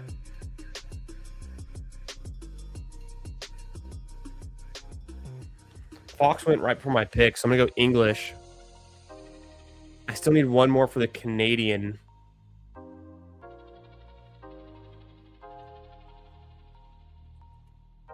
Not Keegan.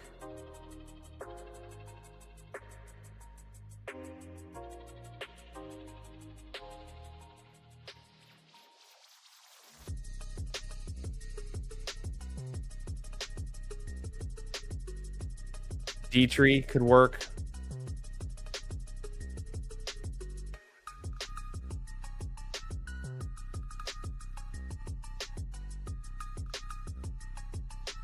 Boom. Grab Dietrich there.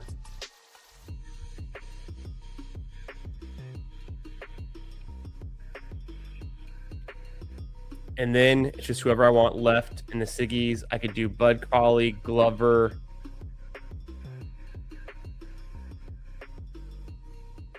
Let's do Glover. Bud Colley could be fun too. I did Bud Colley. So I think he does play the John Deere.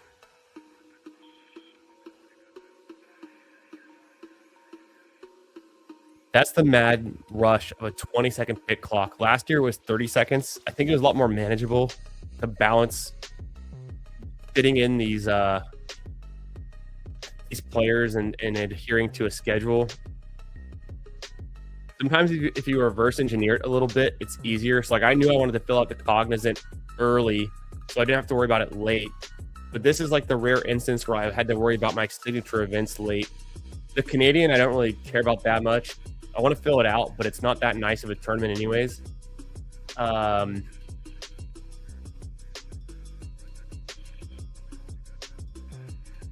it's funny here. I'm ending up with exactly 6 in the Travelers, unless And I fully expect some of these other guys to play in and get into the Travelers, either based on world ranking or other qualifications or winning a tournament earlier in the season. Similarly with these majors. So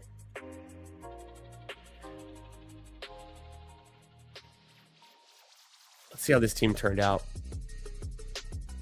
Let's look at this board too. First, we'll look at the board, see what everyone else did in this draft, and then we can look at how it turned out tournament by tournament.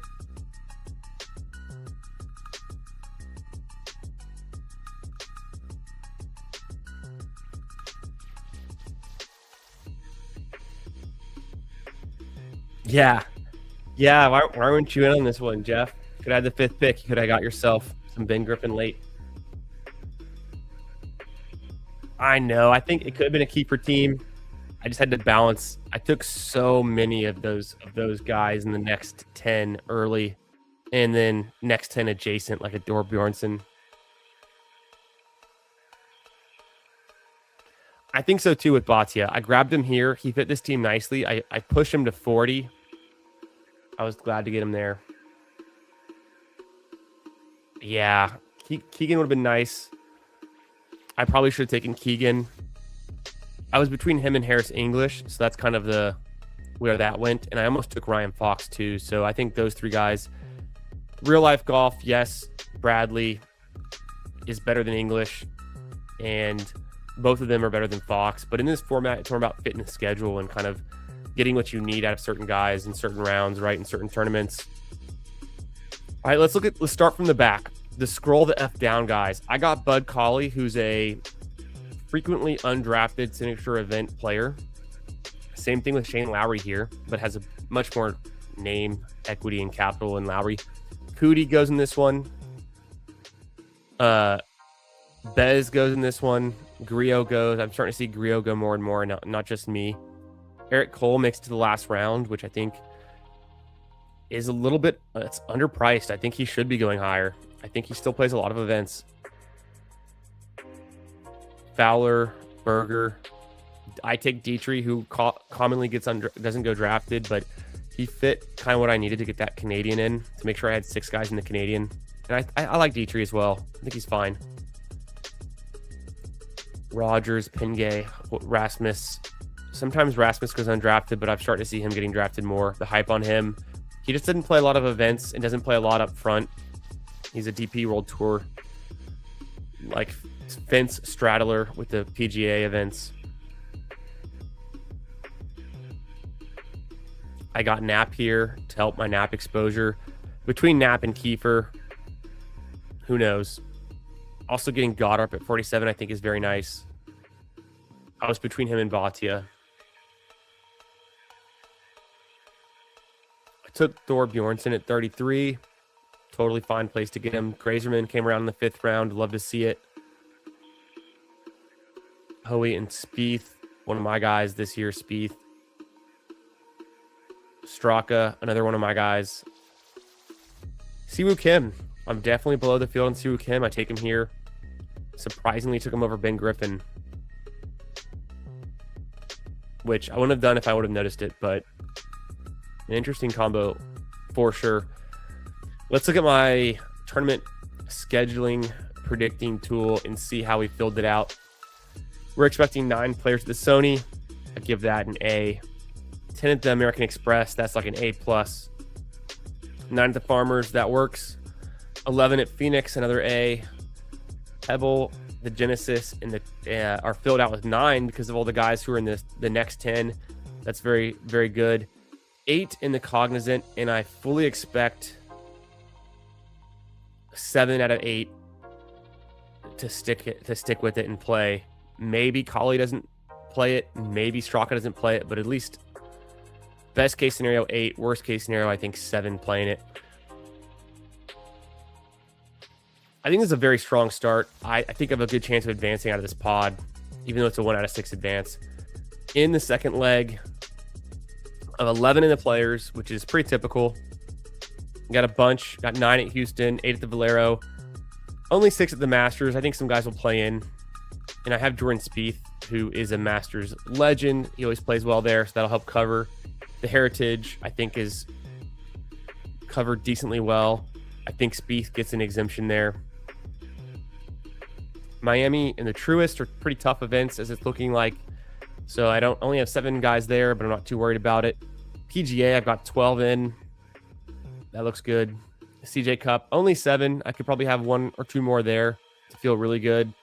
So hopefully we can get something done in this round with just having the right combination of guys, especially at the CJ. They can get it done. It's going to be tough, but maybe it's Siwoo Kim's year to win the CJ Cup. Schwab Memorial, we got it covered. That's the weakest portion of this team by far, is the third leg. Only 6 in the Canadian, but that's okay. 7 in the US Open. Maybe more get in. We want Jordan Spieth to get into that for sure. Travelers, only 6. Probably would like a couple of my guys to play into this. John Deere's covered with 8. That feels good. Scottish at 9. Perfect. The Open, only 6. But at the same time, we'll see who gets there at the end of the year. So it's tough to kind of figure it out on the fly with a 20-second pick clock. At least we had back-to-back picks. I don't know if that's good or bad for timing. Makes the first pick in the series go by quickly, and then the second one you have a little more time to think about what you would do as well. I like this team overall. I think it plays. I think it's fun. Some young up-and-comers, some proven talent, some grinders, a good mix of signature event guys, and the non-Siggies and the next 10 guys. So that's kind of how I like to build my team. Like Jeff was saying earlier, you mix in 6 or 7 signature event guys, some guys who are in the FedEx Cup rankings between 50 and 60, and then some who are kind of in that 60 to 100 range. We're going to play a lot of events for you. Hey, what's up, Bendels? GM, my friend. How we doing? Good to see you, brother. Under on the first leg Spieth events. Yeah, Sony, American Express, Farmers. Does he skip one of those? Maybe. I hope he skips the Farmers if he does. Phoenix, I'm not sure about his history there. Pebble, he'll play. I think he gets the sponsor exemption. Same thing for the Genesis. And then he should play the Cognizant. He's not playing the API as far as we know. He's in the Players, so hope everyone's having a great Friday night. Thanks for stopping in. Going to wrap it up there. We did 2 fast drafts. We did a bunch of slow picks and talked a ton of strategy. We talked exposures, player takes. We talked late round sleepers, and yeah, more fantasy, golf, more season-long PGA best ball coming up on the channel. So stay tuned. Make sure you hit the like, all that good stuff. Make sure you turn notifications on so you know when I'm going live. I don't know if it's tomorrow night or if it's Sunday night, but definitely sometime in the next couple of days, I'll go live again. And I think we'll cover the slows, but we'll try to do even more fast drafts on stream as those pick clocks start to go down. Appreciate y'all. Have a great Friday night. Thanks for being here. Catch you in another one soon. Peace.